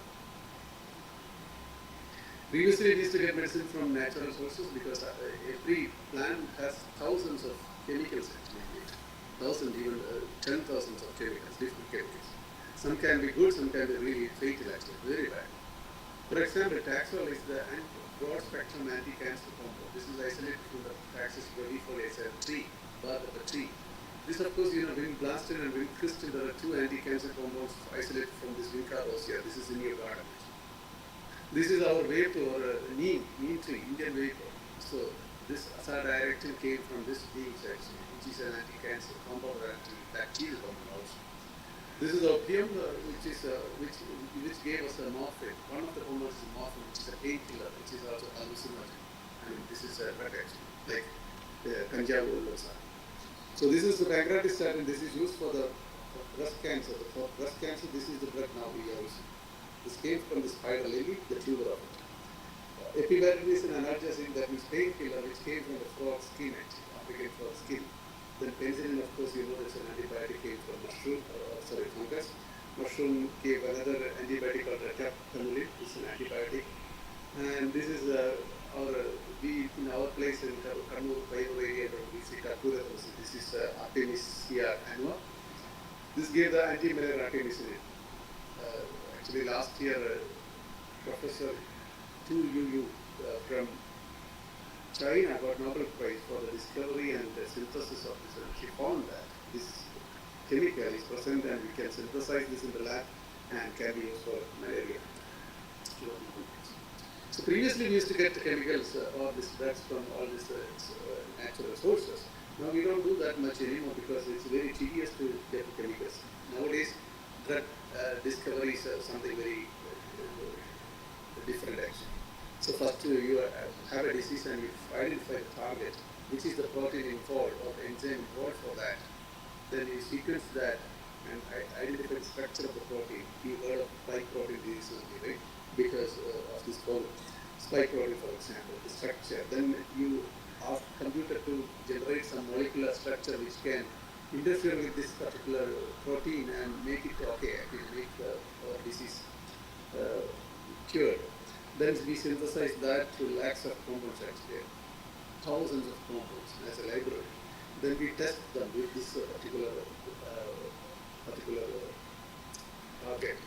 Then screen them, and if we start with 1 lakh or 10 lakh of such molecules, maybe 10 or 20 will be active. If you take that, that's called lead identification, these molecules. Then we optimize which is the best one, and again making some modifications and take the best one. Then we do the preclinical trials in the smaller organisms like rat, rabbit, dog, and all kinds of lower organisms to check its efficacy and also the toxicity profile, etc. Then we go for the clinical trials, there are phase 1, phase 2, phase 3, and even phase 4 clinical trials in humans.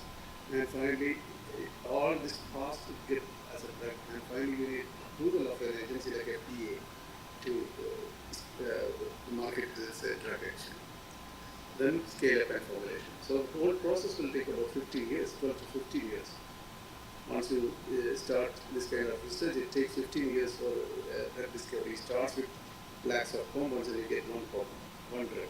And that involves about 8,000 to 12,000 crores of rupees for each drug discovery. So today chemists are in a position to make any complex molecule. This is very simple molecules. Of course, you know, all of you know that this is benzene, this is paracetamol, this is aspirin. Two life-saving drugs actually from very simple molecules. This is very dangerous carcinogen, but these are two life-saving drugs. This can be done by only a chemist. A chemist can make a cancerous compound a very life-saving drug. We are in a position to make anything today. In agriculture also science have made a dramatic change, because I told you there is a population growth, not only because of medicine, but also we need food. This much population means that this food has to be there. So all these chemicals, of course, is required.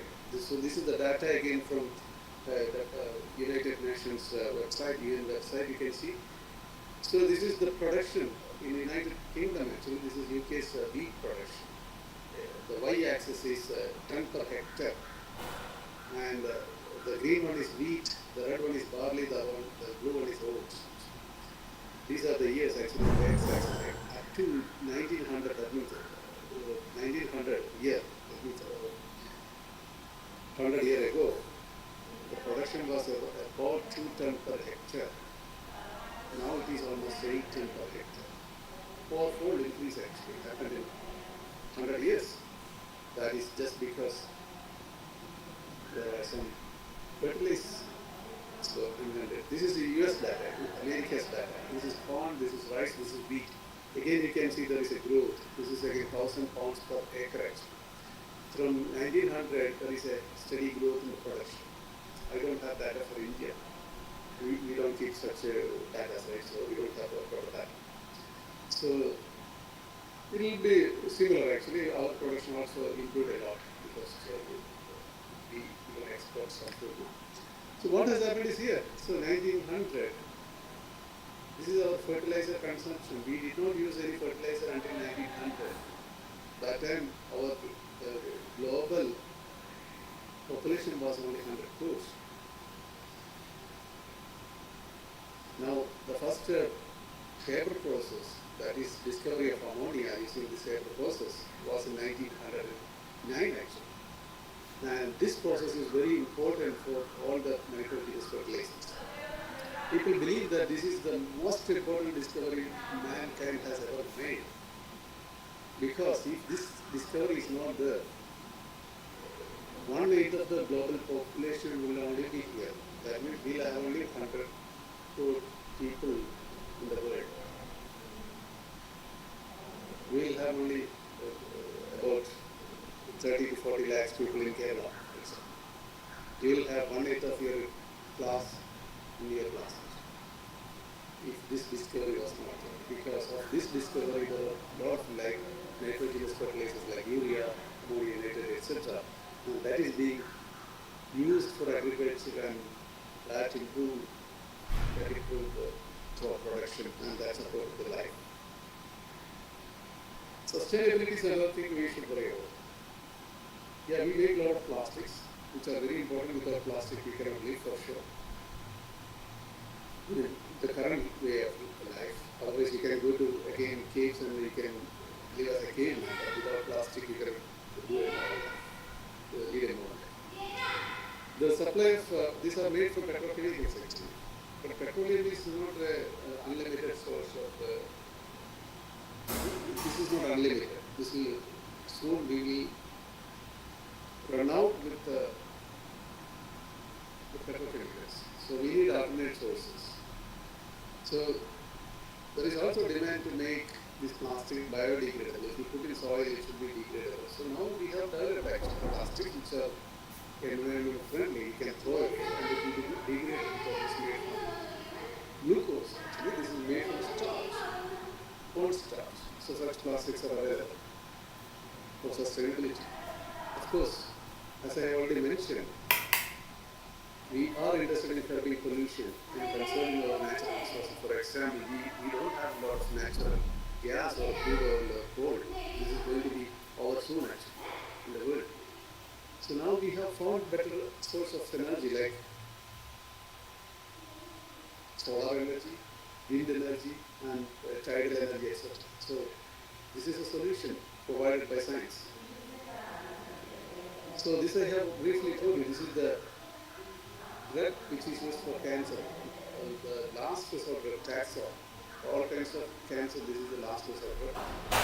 But this drug is taken from the specific tree, which is a very long tree, but it's a very slow growing tree, and you have to kill the tree and then you have to take this material and put the bark. If you have 1200 kilograms of this dried bark, you will get 10 grams of Taxol. That is sufficient for 2 doses only, 2 tablets only. So you cannot grow this like rice every year, you cannot cultivate because it's a slow growing. At least 25 years you have to wait for the cultivation. So this is not a sustainable solution. So now today we can make this molecule in the lab. Casey Nicola, a scientist in the United States, he has made this molecule in the flask. So we don't need to kill this tree anymore. Similarly, as our director Stephen Lay from Cambridge University has made this as our director. We don't need to cut our way to Maram. So similarly for pancreatic statin, we can make this like Thomas Hartlicki from Brock University, Canada. He has made a synthesized this material from simple from benzene. Convenience. These are the convenience we use. I mean, different products of science actually, whether it is a putty or it's a clothes or glass or plastics, metals, paints, cement, anything you can think of. Car, pots, TV screen, your mobile, your watch, your pen, your clothes, your teeth, toothbrush, paste, etc. All are our conveniences made by our science. Material to replace the body parts, of course, the teeth replacement or prosthetic legs or arm or knee replacement. Chitra ward, of course, you will say heart ward, done by Sri Chitra. So all this is products of science. This is not really periodic table, full periodic table, but this is the periodic table which is actually consisting only natural elements. There are 90 natural elements, and we have about 180 elements actually. So that means the remaining 28 elements are made by human action. So this is the natural elements periodic table. You can see the mobile phone picture in some of them. About 58 of them have mobile phone structure. So that means in your pocket, if you have a mobile, these many chemicals you are carrying every day. So today we have, those of you who travel in air flight, olden days we have this kind of window shade which you have to pull down and pull up during takeoff and landing. But we don't need anymore because we have thermochromic materials, glasses. Just by push of this button, it will become dark in seconds actually, and vice versa. Of course, sunglasses is another example. And this kind of light material we have here so that we can fly to a lot of people at a time. So this is, we often mimic nature. This is the toughest material actually, a polymer actually, which is, I'm talking about this fiber, this probe web. This is 200 times more strong than steel. You will be surprised, right? If you take a steel of this thickness and compare with that, that is very, very fragile, but this is strong. This is 200 times more strong. People looked at the structure and found that it's a protein, basically it's a protein made by this spider. And it has a specific structure of hydrogen bonded structure called beta sheet, which you don't need to worry now. And people have mimicked that and made something called this one. Very similar to that, this is called Kevlar. This is synthetic material. And this is the bulletproof material which our Prime Minister or Chief Minister or those ministers wear these days. This is a cloth out of this one. This is bulletproof. And the idea came from this particular one. So we have made that. This is again a product of science. Of course, we know the lotus leaf or even colocasia. So if there is water, it's hydrophobic surface. So it will clean actually. There is dust, it will automatically clean. So again, people have used the microscopic images of that physical electron microscope found that this kind of protruding hydrophobic islands actually, and that is heating water. So people have made such materials, material, now you see that advertisement, right? Like whether shade or Asian paints or even other paint companies also have this kind of advertisements. So again, idea came from this solar space.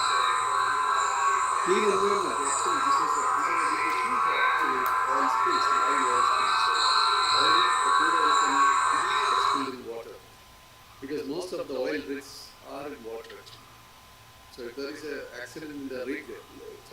liters of oil, crude oil goes to the sea surface. Immediately it will spread. It will kill the flora and fauna. This is, you can see a swan or a duck about to die. And all the fishes will be died and all the marine flora will be died. And this also will come to us, and these are toxic substances. And this is a picture from Ennore, Chennai. 2 years ago, we had a small accident. Only 100,000 liters of, or maximum 10,000 liters of crude oil was spewed in Chennai coast, Ennore. And people were scavenging, manually scavenging. And that itself was very difficult for India to handle. But real oil spill is actually tons, billions of tons of oil that you can see. And it spread into kilometers. So current solution is just burning the oil on the sea surface. Still the toxic fumes go to the atmosphere, and that will spoil the atmosphere. Even the sediments will go down, and still it comes to us and other organisms, and still a lot of problem. You are burning oil means you are burning money. This is the oil we use as petrol, diesel, etc. right after refining. So ideal solution would be to take this oil. There should be some mechanism to take this oil. Some product should take to this oil. So this is from my lab, my research. I thought I'd show you some research which I have there. So this is crude oil. This is seawater and crude oil we are mixing, and these are the two substances which we made. The right one is the one we have made a gelator which is impregnated with the pulp. What you have shown this bulb, small globules as newspaper, actually recycled newspaper. Just you put in the mixie and you get globules, right? So that is one. Then of course our compound is also here, but here it is not there. It is just the pulp actually. So a mixture of crude oil and water. This is seawater actually.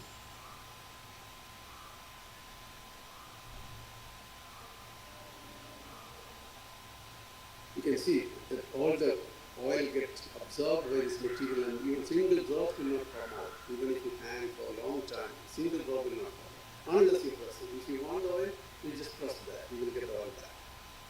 This is water you can clean, but here this is not working because it will not work because there is no compound. This is just only pulp. Here pulp plus compound. The compound makes the difference actually. This is a drinkable water actually, that much pure water. So this technology we have developed, and this was discussed in Indian Parliament 3 times, and also Indian Navy and the Indian Coast Guard is making, and interested in making this bigger one. Also United Nations have contacted me to make it bigger. Clean water, another one. So now global population, about 50% of the global population don't have access to water, clear water throughout the year. About 4 billion people. But there is a lot of water in the atmosphere. In the air we inhale, there is a lot of water. So that water one should be able to tap. This is a beetle in the desert countries, barkling beetle. This takes water through its leg actually. Legs has a lot of thorny structure, and the thorny spike-like structure absorb water from the atmosphere, and that's how this beetle drinks, because in the desert countries you don't have water. Same cactus also mainly in desert countries, right? So they have also these thorny structures, and they also have some material which can absorb water from the atmosphere.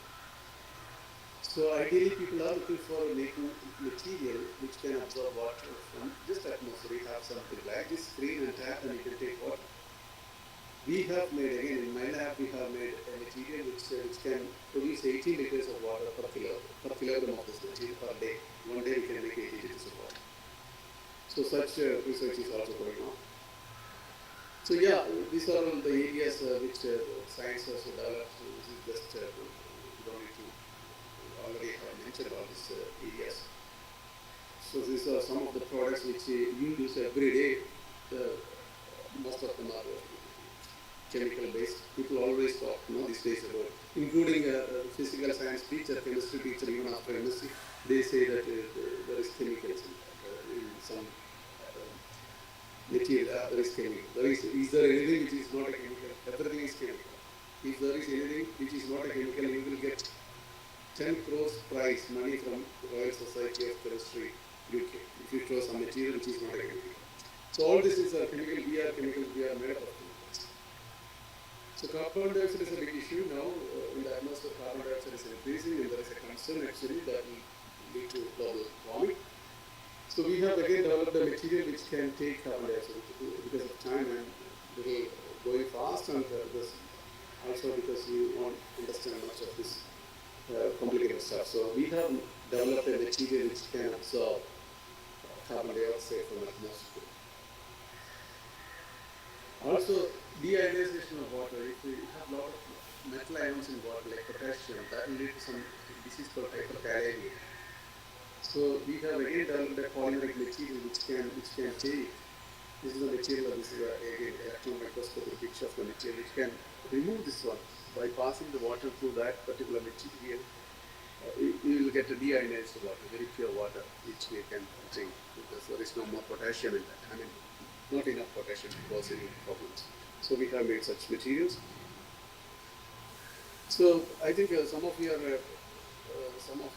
history people or arts students, or to please you, I have also have something about Napoleon, how science has changed the world. Napoleon's empire, actually, collapse of Napoleon's empire. Napoleon was very good administrator, actually. He brought a lot of good things, common civil administration, legal codes, then concepts of family, all those things. So many reforms he has made. The mistake he has done is he attacked Russia. He attacked Russia in the wrong time.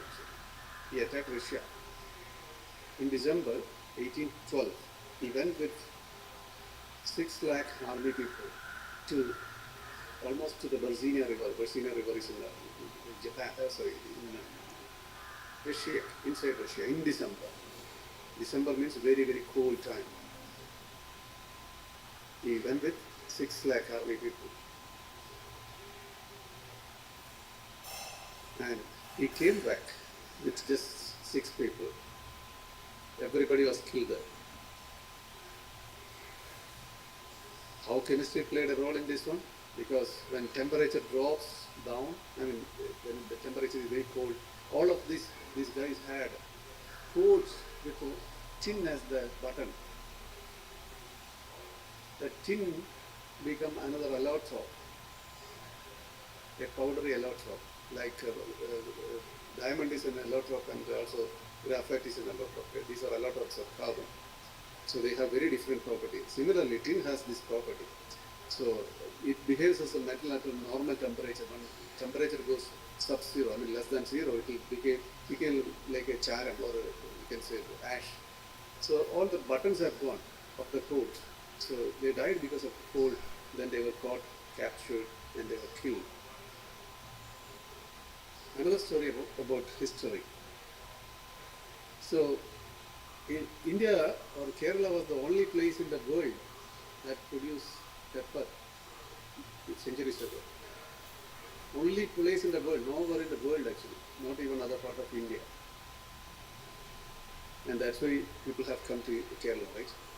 So, but the pepper used to go to Italy through all this land route, difficult route, right? So it goes to India's top, and here it goes to Afghanistan, then Iran. It's a land route, very difficult mountainous land route, and it takes ages, and it reaches Italy. And you heard of Merchant of Venice? It's a novel by Shakespeare, right? Merchants of Venice became so rich because of our pepper in Kerala. So this used to reach there by this land route. Then whole Europe, they are crazy about this pepper. They want to reach Kerala through not this difficult land route, but an easy sea route. They tried, have been trying for actually decades and decades actually. And most of them, this is the Congo River area, they reached only Congo River most of the time. This is very difficult terrain actually, I mean in the sea, not in the terrain, difficult sea. So they died there, and I think this is a Good Hope actually. So Good Hope, this one they have reached in 1487, Bartholomew Dias. when Vasco da Gama came in 1498 to Kapal, just to get this paper. And he got paper, and after that, Portuguese became really powerful because they got free pepper, easy pepper. So Venice has gone down and Portuguese became strong. Then Columbus was in Spain actually. So he said King Ferdinand and his wife Isabella of Spain, Earth is globular, so this guy has gone eastward, Vasco da Gama. I will go westward and reach India or Calicut and get this pepper. And he said, westward travel is much more easy and short. This fellow made a mistake actually. He did not have proper mathematics and he thought that this is shorter. Actually, this is the longest route. Westward is the longest route.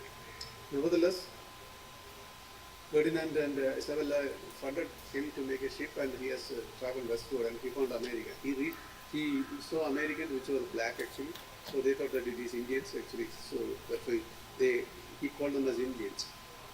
Nevertheless, he found all this pepper and other pepper, right? That bell pepper and capsicum, what do you say? Chili and other things from Mexico.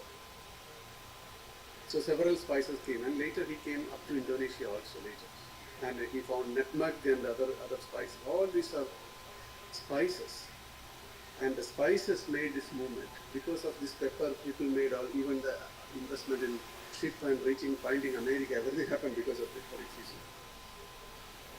And that made revolution actually, movement in the world, and that improved the world actually. What is that in the paper? Is it a black berry which is luring people? No, it's not the black shape or black color or the shape, the globular shape. This is piperin. This is the chemical which is present in that. The taste of this one is the one which lured them to explore the whole world actually. We should be proud of this. Now pepper is any longer Kerala's property because Thailand and many other countries are producing pepper and they are exporting bananas. Capsaicin is the chemical present in chili actually. So I'm almost closing my discussion, and for the sustainable development, this is the recent announcement by United Nations. There are 17 goals to transform our world to a better world actually. So 17 goals actually. No poverty we should end.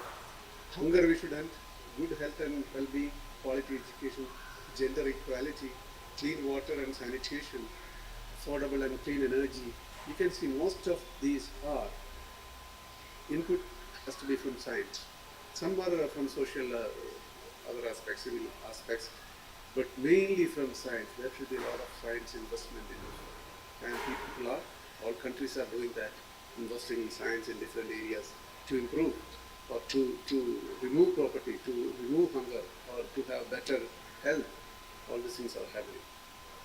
So I think I should thank at this time, and thank you very much for your attention and giving me this chance. I think I have overshot this time. I don't know. I'll be happy to answer if you have any question. Thank you.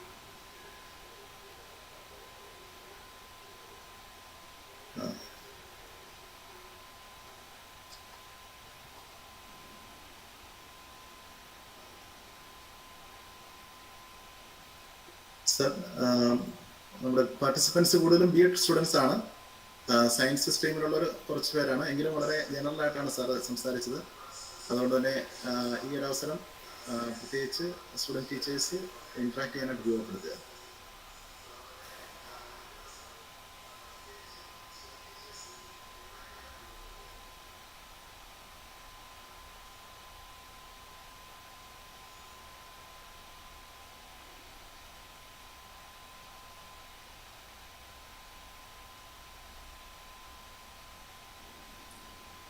You can ask also in Malayalam because the slide in English live is not in English. You can ask in Malayalam also.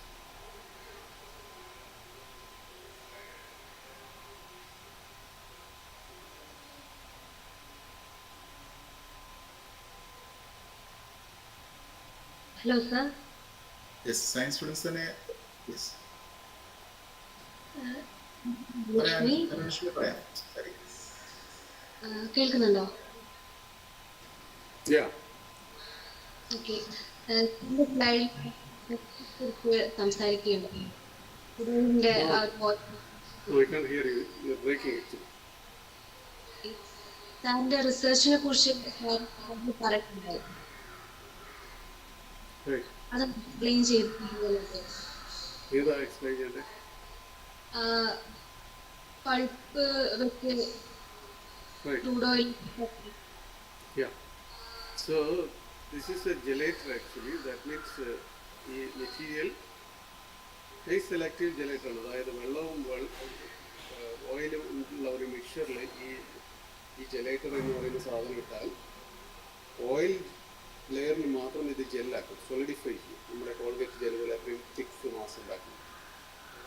അപ്പോൾ വാട്ടറിനൊന്നും സംഭവിക്കില്ല. അപ്പോൾ അതിനൊരു application ഉണ്ട്. പക്ഷേ ആ ഒരു jelly material നമ്മുടെ ഈ രസായനം പോലുള്ള അല്ലെങ്കിൽ ലേഹ്യം പോലുള്ള മെറ്റീരിയൽ കടലിൽ നിന്ന് എടുക്കുക എന്ന് പറഞ്ഞാൽ difficult. So what we have done is we have impregnated in a porous material. Porous material എന്താ വെച്ചാൽ പൾപ്പാണ്. പൾപ്പ് പോറസ് ആണ്. അതിനിടയിൽ നമ്മുടെ മെറ്റീരിയൽ ഉണ്ട്.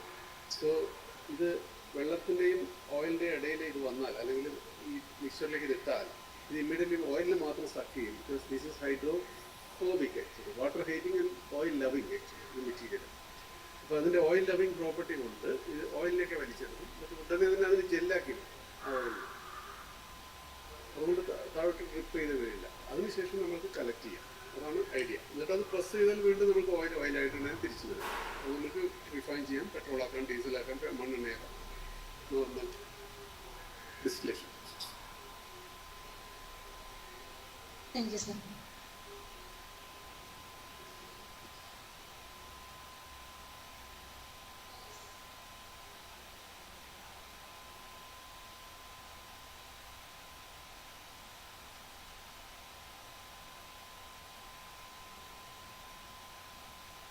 Marisa?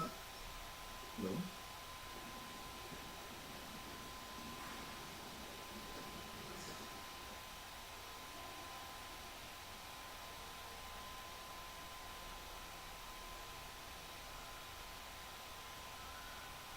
നമുക്കൊരു 2 മിനിറ്റ് കൂടെ നമുക്ക് ഇന്ററാക്ട് ചെയ്യാനുള്ള അവസരമുണ്ട്. നിങ്ങൾ യൂട്ടിലൈസ് ചെയ്യാനായിട്ട് പരിശ്രമിക്കുക.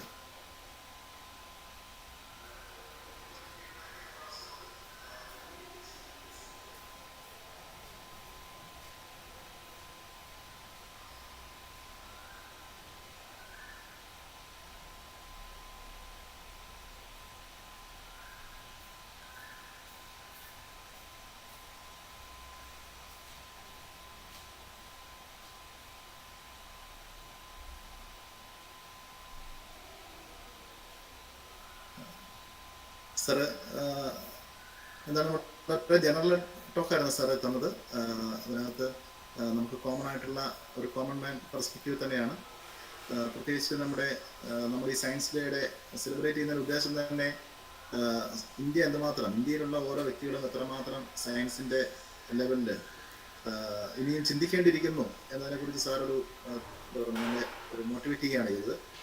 പ്രത്യേകിച്ച് ക്ലാസ് റൂമിലേക്ക് കടന്നു പോകേണ്ട സ്റ്റുഡൻറ് ടീച്ചേഴ്സ് എന്ന നിലയിൽ എനിക്ക് തോന്നുന്നത് സാറിൻ്റെ ഇന്നത്തെ സെഷൻ ഞങ്ങൾക്ക് ഒരു മോട്ടിവേറ്റിംഗ് ടോക്കായിട്ട് തന്നെ കാണാം.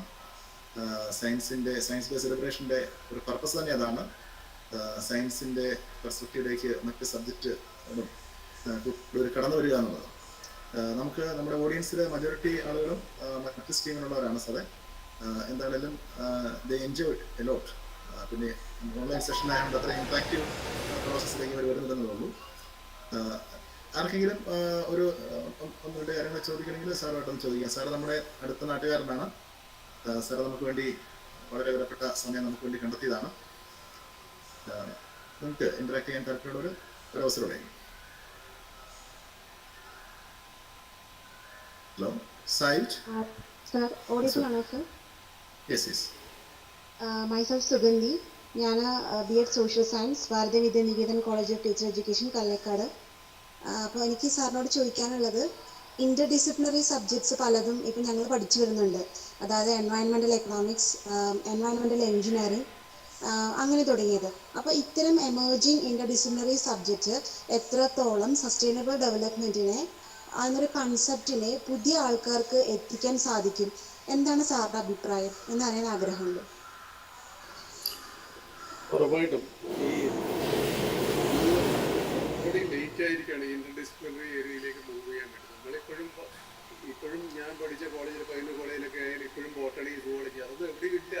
അതൊക്കെ ഫിസിക്സ് കെമിസ്ട്രി എന്നുള്ള ഫിസിക്സ് കെമിസ്ട്രി ബയോളജി എന്നുള്ള ആ ഡിസ്റ്റിങ്ഷൻ വരെ മാറിക്കൊണ്ടിരിക്കുകയാണ് ലോകത്തിൻ്റെ പല സ്ഥലത്തും. ഇപ്പോഴും എല്ലാം പോയി ഒരു ഗ്ലോബൽ സയൻസിലേക്കാണ് വീണ്ടും മെർജ് ചെയ്യുന്നത്. Inter disciplinarity is very very important actually. So ഇന്നത്തെ പ്രോബ്ലം സോൾവ് ചെയ്യാൻ ഞാൻ വളരെ പറഞ്ഞ കുറച്ച് എക്സാമ്പിൾസ് സോൾവ് ചെയ്ത് കെമിസ്ട്രി നോളജ് മാത്രം പോരാ, അല്ലെങ്കിൽ ഫിസിക്സ് നോളജ് മാത്രം പോരാ, ബയോളജി മാത്രം പോരാ. ആക്ച്വലി എല്ലാ നോളജും വേണം. ശരിക്കും ഒരു ഡ്രഗ് ഡിസ്കവറി ഫോർ എക്സാമ്പിൾ, അത് അറിയണമെങ്കിൽ ബയോളജി അറിയണം, ലോട്ട് ഓഫ് ബയോളജി അറിഞ്ഞിരിക്കണം, കെമിസ്ട്രി അറിഞ്ഞിരിക്കണം. അപ്പോൾ ആ ഒരു ഇന്റർ ഡിസിപ്ലിനാരിറ്റിയിലേക്ക് നമ്മൾ ലോകം മുഴുവൻ പോയിക്കൊണ്ടിരിക്കുകയാണ്. നമ്മളിപ്പോഴും ട്രഡീഷണൽ ബോട്ടണി, സുവോളജി എന്നുള്ള ഇതിലൊക്കെയാണ് നിൽക്കുന്നത്. That is unfortunate. പക്ഷേ നമ്മുടെ പോലുള്ള institute IISER we don't have that. നമ്മുടെ ഫാക്കൽറ്റീസ് തന്നെ ഫോർ എക്സാമ്പിൾ കെമിസ്ട്രിയുള്ള ഫാക്കൽറ്റി ബയോളജി പഠിപ്പിക്കും ആൻഡ് വൈസ് വേഴ്സ. അതൊക്കെയാണ് സംഭവിക്കുന്നത്. സ്റ്റുഡൻസ് ആർ ബയോളജി സ്റ്റുഡൻസ് നമ്മുടെ ലാബിൽ വന്ന് കെമിസ്ട്രി ചെയ്യും and vice versa. So they have better എന്താ പറയുക എക്സ്പോഷർ. അവർ പുറത്ത് പോകുന്ന കൺട്രീസിലും അതൊക്കെ ഉണ്ട്. പക്ഷെ നമ്മുടെ മറ്റുള്ള സ്കൂളുകൾ കോളേജുകൾ എത്താൻ ഇത് സമയമെടുക്കും. പക്ഷേ ദാറ്റ്സ് എ ഗുഡ് വേ. നിങ്ങൾ എവിടെയെങ്കിലും സ്റ്റാർട്ട് ചെയ്തിട്ടുണ്ടെങ്കിൽ that's a good way to go. Yes, sir. Thank you, sir. Thank you.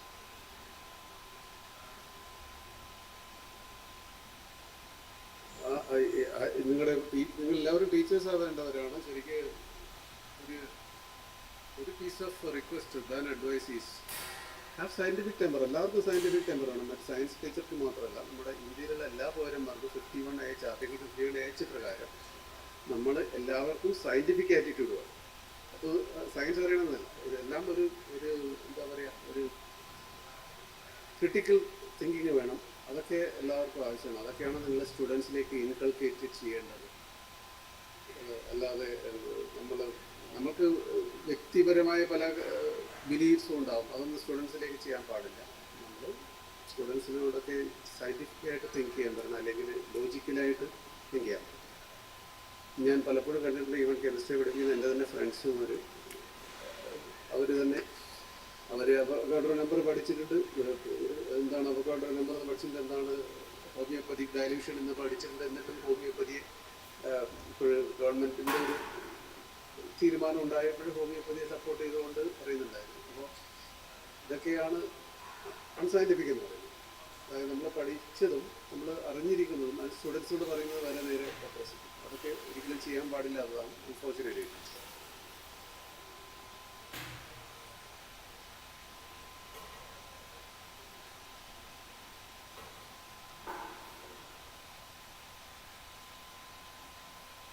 Hello sir, am I audible? Very much. Okay sir, I am Anne Korean, currently doing my B.Ed program at PKM College of Education. First of all, thank you sir for your thought-provoking talk. And I did my master's in medicinal chemistry. So when you share the slides and the slides regarding the structures of complex molecule, actually I feel so nostalgic. Actually, I was going back to those days, my MSc medicinal chemistry days. And the terms docking, as I did my practical on docking chemical drug designing. So I would like to hear from you about the current research works in drug discovery field, your current research works and its connectivity. So the drug research and development, as our theme is on sustainability, so drug research and development should focus on sustainability. So I would like to hear from you on that topic, sir. You are asking my research in the drug discovery area? Yes, sir. Your current. Yeah. So I do mainly environmental related work, but I also have some interest in cancer biology. So there are processes called glycosidation, so which is adding sugar molecule proteins actually. So these are done by glycosyltransferases, enzymes called glycosyltransferases. And our activation is glycosyltransferases lead to different types of cancer. So we are trying to find glycosyltransferase inhibitors actually using sugar molecules. I mean, sugar means not our table sugar, not panchasara, other sugars, like molecules. We are making glycosyltransferase inhibitors, which if successful, will have some drug leads for some of the cancers. So that's what we are.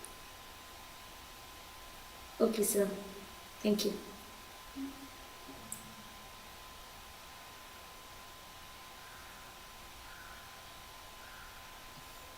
Sir, നമുക്കിന്ന് ഏതാണ്ട് wind up ചെയ്യാമെന്ന് തോന്നുന്നു.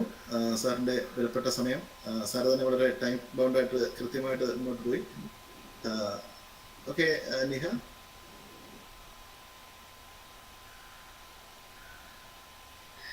Okay sir, thank you so much sir. Sir, Sureshan സാറിനെ കുറിച്ച് ഞങ്ങൾ വായിച്ചൊക്കെ ഉള്ള അറിവ് മാത്രമേ ഉണ്ടായിരുന്നുള്ളൂ. സാറിന് ഇങ്ങനെ സാറിൻ്റെ ഒരു ക്ലാസ് കേൾക്കാൻ സാധിക്കുമെന്ന് വിചാരിച്ചതേ അല്ല. So thank you so much. ഞങ്ങളെ സംബന്ധിച്ച് ഇത് വളരെ വലിയൊരു ഓപ്പർച്യൂണിറ്റി ആയിരുന്നു ഇങ്ങനെയൊരു ക്ലാസ്. ആൻഡ് പിന്നെ സുരേഷൻ സാറിനോട് ഒരു കാര്യം ചോദിക്കാനുണ്ടായിരുന്നു. കാര്യം ഐസർ എന്ന് പറയുമ്പോൾ എപ്പോഴും ഞങ്ങളെ സംബന്ധിച്ചൊരു വിദൂര സ്വപ്നമായിരുന്നു. അപ്പോൾ അവിടുത്തെ ആ ഒരു അറ്റ്മോസ്ഫിയർ എങ്ങനെയാണ്, അല്ലെങ്കിൽ അവിടുത്തെ ആ ഒരു ടീച്ചിങ് അറ്റ്മോസ്ഫിയർ എങ്ങനെയാണെന്നൊന്ന് അറിയാനുള്ള ഒരു ആഗ്രഹം ഉണ്ടായിരുന്നു സർ. അത് ചോദിച്ചത് വളരെ ഞാൻ പറയേണ്ടതായിരുന്നു. It's good actually you asked that question. ഞാൻ ഇന്ത്യയിലുള്ള എല്ലാ സംസ്ഥാനത്തുള്ള സ്റ്റുഡൻസിനെയും പഠിപ്പിക്കുന്ന ഒരാളാണ്. ഇവിടെ എല്ലാ സ്റ്റുഡൻസും വരുന്നത് കൂടുതലും വരുന്നത് കേരളത്തിൽ നിന്നാണ്. ഒരു 35% കേരളത്തിൽ നിന്ന് വരുന്നത്. എല്ലാവരും ഏകദേശം 100-ൽ 100 വാങ്ങിച്ചവരാണ്. അതായത് ഒരു മാർക്ക് പോലും കുറയാത്തവരാണ് ഇവിടെ എത്തുന്നത്. ആദ്യത്തെ പരീക്ഷ കഴിയുമ്പോൾ ഞാൻ ഏകദേശം 12 വർഷമായിട്ട് പഠിപ്പിക്കുന്നു. 12 ബാച്ച് പഠിപ്പിച്ചു. ആദ്യത്തെ പരീക്ഷ കഴിയുമ്പോൾ നമ്മുടെ കേരളത്തിലുള്ള കുട്ടികളെല്ലാം ക്ലാസ്സിൽ ഫെയിലാവും. പക്ഷേ UP-യിൽ നിന്ന് വന്ന 63% മാർക്ക് വാങ്ങിച്ചവരും വെസ്റ്റ് ബംഗാളിൽ നിന്ന് വന്ന 70% മാർക്ക് വാങ്ങിച്ചവരുമാണ് ക്ലാസ്സിൽ top. Rajasthanis are also top. ഏറ്റവും ദയനീയമായിട്ടുള്ളത് കേരളത്തിൽ നിന്നുള്ളത് തമിഴ്നാടിലാണ്. അതിൽ ഏറ്റവും വളരെ ദയനീയം കേരളത്തിൽ നിന്നുള്ളവരാണ്. അപ്പോൾ നമ്മുടെ ഈ ഒരു എഡ്യൂക്കേഷൻ സിസ്റ്റത്തിൻ്റെ പ്രശ്നം എന്താണെന്ന് വെച്ചാൽ മാർക്ക് ബേസ്ഡ് എഡ്യൂക്കേഷനാണ്.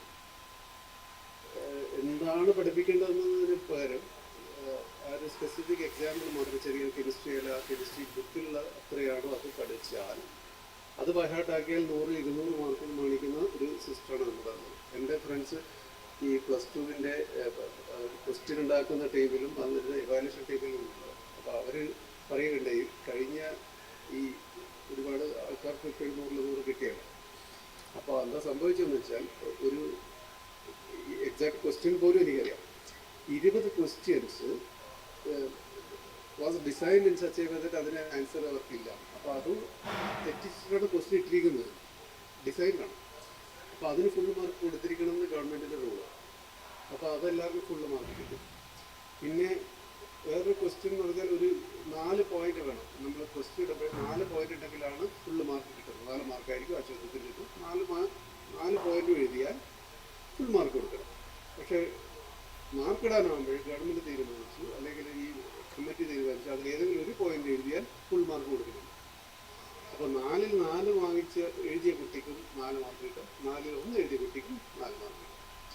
അപ്പോൾ ഈ നെല്ലും പതിരും വേർതിരിക്കാൻ പറ്റാത്തൊരവസ്ഥ സമൂഹത്തിനുണ്ടാകും. അപ്പോൾ ഐസറുള്ള ആ ഒരു സിസ്റ്റത്തിൽ നമ്മുടെ ഈ മാർക്ക് വെച്ചിട്ടാണ് ആ സ്ക്രീൻ, എന്നിട്ട് അവർക്ക് മാത്രമേ എഴുതാൻ പറ്റുന്നതാണ്. അപ്പോൾ ആ ഒരു റോങ് സിഗ്നൽ നമ്മൾ ശരിക്കും നമ്മുടെ സിസ്റ്റം കൊടുക്കുന്നത് നിങ്ങളുടെ പ്രശ്നമല്ല, ഗവൺമെൻറ്റിൻ്റെ പ്രശ്നമാണ്, എല്ലാം പ്രശ്നമാണ്, നമ്മുടെ സിസ്റ്റത്തിൻ്റെ പ്രശ്നമാണ്. പക്ഷേ what I can say is, ഞാൻ ഇപ്പോൾ എഡ്യൂക്കേഷൻ മിനിസ്റ്ററോടൊക്കെ കാര്യമായിട്ട് പല പ്രാവശ്യമായിട്ട് സംസാരിച്ചതാണ്. അറ്റ്ലീസ്റ്റ് ആ പഠിപ്പിക്കുന്നത്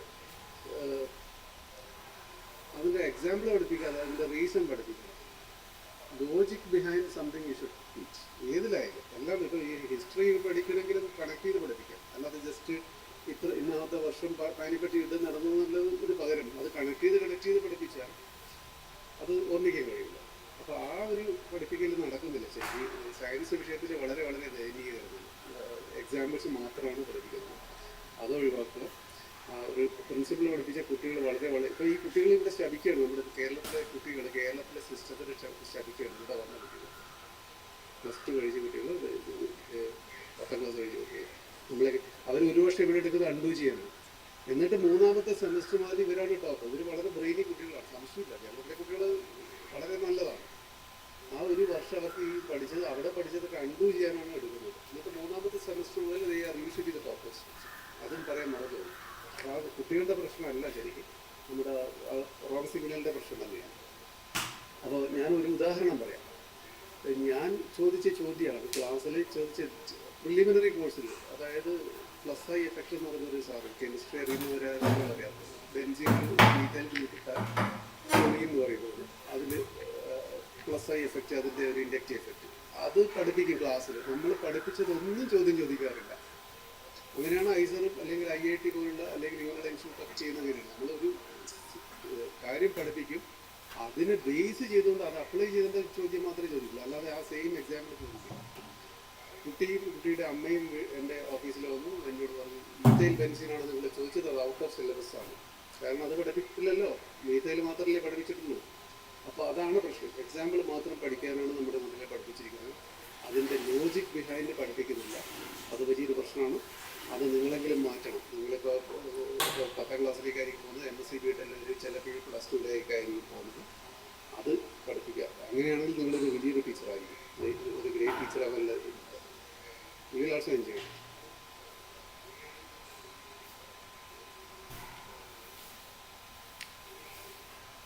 Thank you, sir. Thank you so much. Yeah.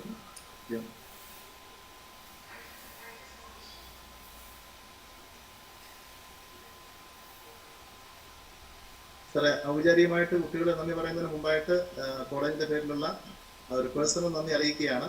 Sir thank you for calling. കോളേജിൽ നേരിട്ട് വന്ന് ഞങ്ങളുമായിട്ട് കാണണമെന്നാണ് ഞങ്ങൾ ആഗ്രഹിക്കുന്നത്.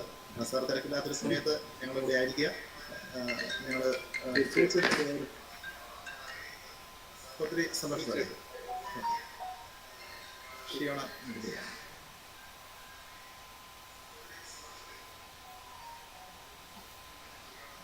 Like sir said, science directs society and society directs science. So it is important to understand the role of science in every sector, especially in agriculture, sustainability, drug development. So thank you, sir, to take out time for your busy schedule to create the event. And thank you for inspiring and encouraging with us with your powerful and informative words. Participants, please note that the attendance sheet and feedback form are shared in the chat box. Those who are attending the webinar are requested to fill the form. Now I welcome Ms. Shiona Stephen, class representative of Physical Science, for the word of thanks.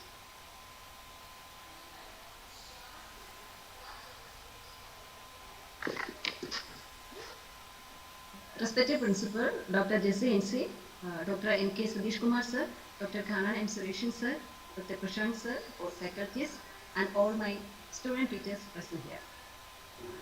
We have successfully completed the first day of national webinar, and we are fortunate enough to hear the words of Sadish Kumar sir, who showed us the importance of Raman effects in uplifting science, and also Khanan sir elaborated on the necessity of science and technology for the sustainable future. It was a highly informative section for all of us. Now, let me enter the duty assigned to me to deliver both of thanks in this occasion. First, I would like to thank Dr. Jessie NC for her immense support and words. Next, I would like to extend my sincere thanks to Dr. Sadish Kumar sir for his wonderful section and guidance through his valuable words. I would also like to extend my gratitude to Dr. Khanan Suresh sir for your precious words and informative sections. Now, I will express my thanks to Dr. Prashant Matthew sir for his guidance, help and support in organizing this meeting. And last not but least, I would like to thank all faculties and student teachers and all other present here for making this event successful. Thank you. Thank you, sir. Thank you. Okay, bye. Participants ഒന്ന് wait ചെയ്യണം, നമ്മൾ നാളത്തെ പ്രോഗ്രാമിൻ്റെ ഒരു direction പറയാൻ വേണ്ടി. Okay, നമ്മൾ ഇന്നത്തെ സെമിനാറിൻ്റെ ഫസ്റ്റ് ഡേ പൂർത്തീകരിക്കപ്പെട്ടു. സെക്കൻഡ് ഡേ നാളെ 1:30 മുതൽ ആരംഭിക്കുകയാണ്. നിങ്ങളുടെ വളരെ നല്ല രീതിയിൽ ഈ സെമിനാറിനോട് സഹകരിച്ചിട്ടുണ്ട്. നമുക്ക് നാളത്തെ സെഷന് വേണ്ടി നമ്മുടെ ഈ സെമിനാറിൻ്റെ ഭാഗമായിട്ട് പേപ്പർ പ്രസൻറ്റേഷൻ പ്രോസസ്സിൽ 46 പേരാണ് പങ്കെടുത്തത്. സയൻസ് സ്ട്രീമിൽ നിന്ന് 28 കുട്ടികളും ഹ്യൂമാനിറ്റീസ് സ്ട്രീമിൽ നിന്ന് 18 കുട്ടികളും പേപ്പറും അവരുടെ വീഡിയോ പ്രസൻറ്റേഷനും നമുക്ക് അയച്ചു തന്നിരുന്നു. വളരെ അപ്രീഷ്യബിൾ ആയിട്ടുള്ള കാര്യമാണ്. ചുരുങ്ങിയ സമയത്തിനുള്ളിൽ ഇത്ര നല്ലൊരു റെസ്പോൺസ് നിങ്ങളുടെ ഭാഗത്ത് ഉണ്ടായത്. അതിൽ നല്ല ശതമാനം കുട്ടികളും PKM കോളേജിൽ നിന്നാണ്. ഒപ്പം തന്നെ മറ്റ് ചില കോളേജുകളിൽ നിന്നൂടെ നമുക്ക് പാർട്ടിസിപ്പേഷൻ ഉണ്ട്. അത് നമുക്ക് വളരെ സന്തോഷകരമായ കാര്യമാണ്. നമുക്കതിൻ്റെ ഫസ്റ്റ് റൗണ്ടിൽ നിന്ന് സെക്കൻഡ് റൗണ്ടിലേക്ക് അല്ലെങ്കിൽ ഫൈനൽ റൗണ്ടിലേക്ക് അല്ലെങ്കിൽ പേപ്പർ പ്രസൻറ്റേഷൻ അവാർഡ് സെലക്ട് ചെയ്യാൻ വേണ്ടി ഉള്ള സെഷനിലേക്ക് സെലക്ട് ചെയ്യപ്പെട്ടിരിക്കുന്നത് ഏകദേശം 15 പേരെയാണ്. അവർ നാളെ കൃത്യം 1:30 മുതലുള്ള സെഷനിൽ കോളേജിൽ ലൈവായിട്ട് പ്രസൻറ്റ് ചെയ്യുകയാണ് ചെയ്യുന്നത്. ഇനി മറ്റ് ദൂരസ്ഥലങ്ങളിലുള്ള കുട്ടികൾക്ക് എന്തെങ്കിലും കാരണവശാൽ എത്താൻ പറ്റാത്ത സാഹചര്യം ഉണ്ടെങ്കിൽ അവർക്ക് ഓൺലൈനായിട്ട് വരാം, അതിനുള്ള സൗകര്യം ചെയ്യുന്നതാണ്. പക്ഷേ ഓൺലൈനായിട്ട് ഡയറക്റ്റ് പ്രസൻറ്റ് ചെയ്യാൻ നമുക്ക് അവസരം ഉണ്ടായിരിക്കുകയില്ല. നാളെ 10 മണിക്ക് മുൻപായിട്ട് അങ്ങനെ വരാൻ സാധിക്കാത്ത ഏതെങ്കിലും കുട്ടികൾ ഉണ്ടെങ്കിൽ അവർക്ക് അവരുടെ പ്രസൻറ്റേഷൻ വീണ്ടും ഒന്ന് റിവൈസ് ചെയ്ത് നാളെ 10 മണിക്ക് മുമ്പായിട്ട് കോൺഫറൻസിൻ്റെ മെയിലിലേക്ക് തന്നെ അയക്കേണ്ടതാണ്.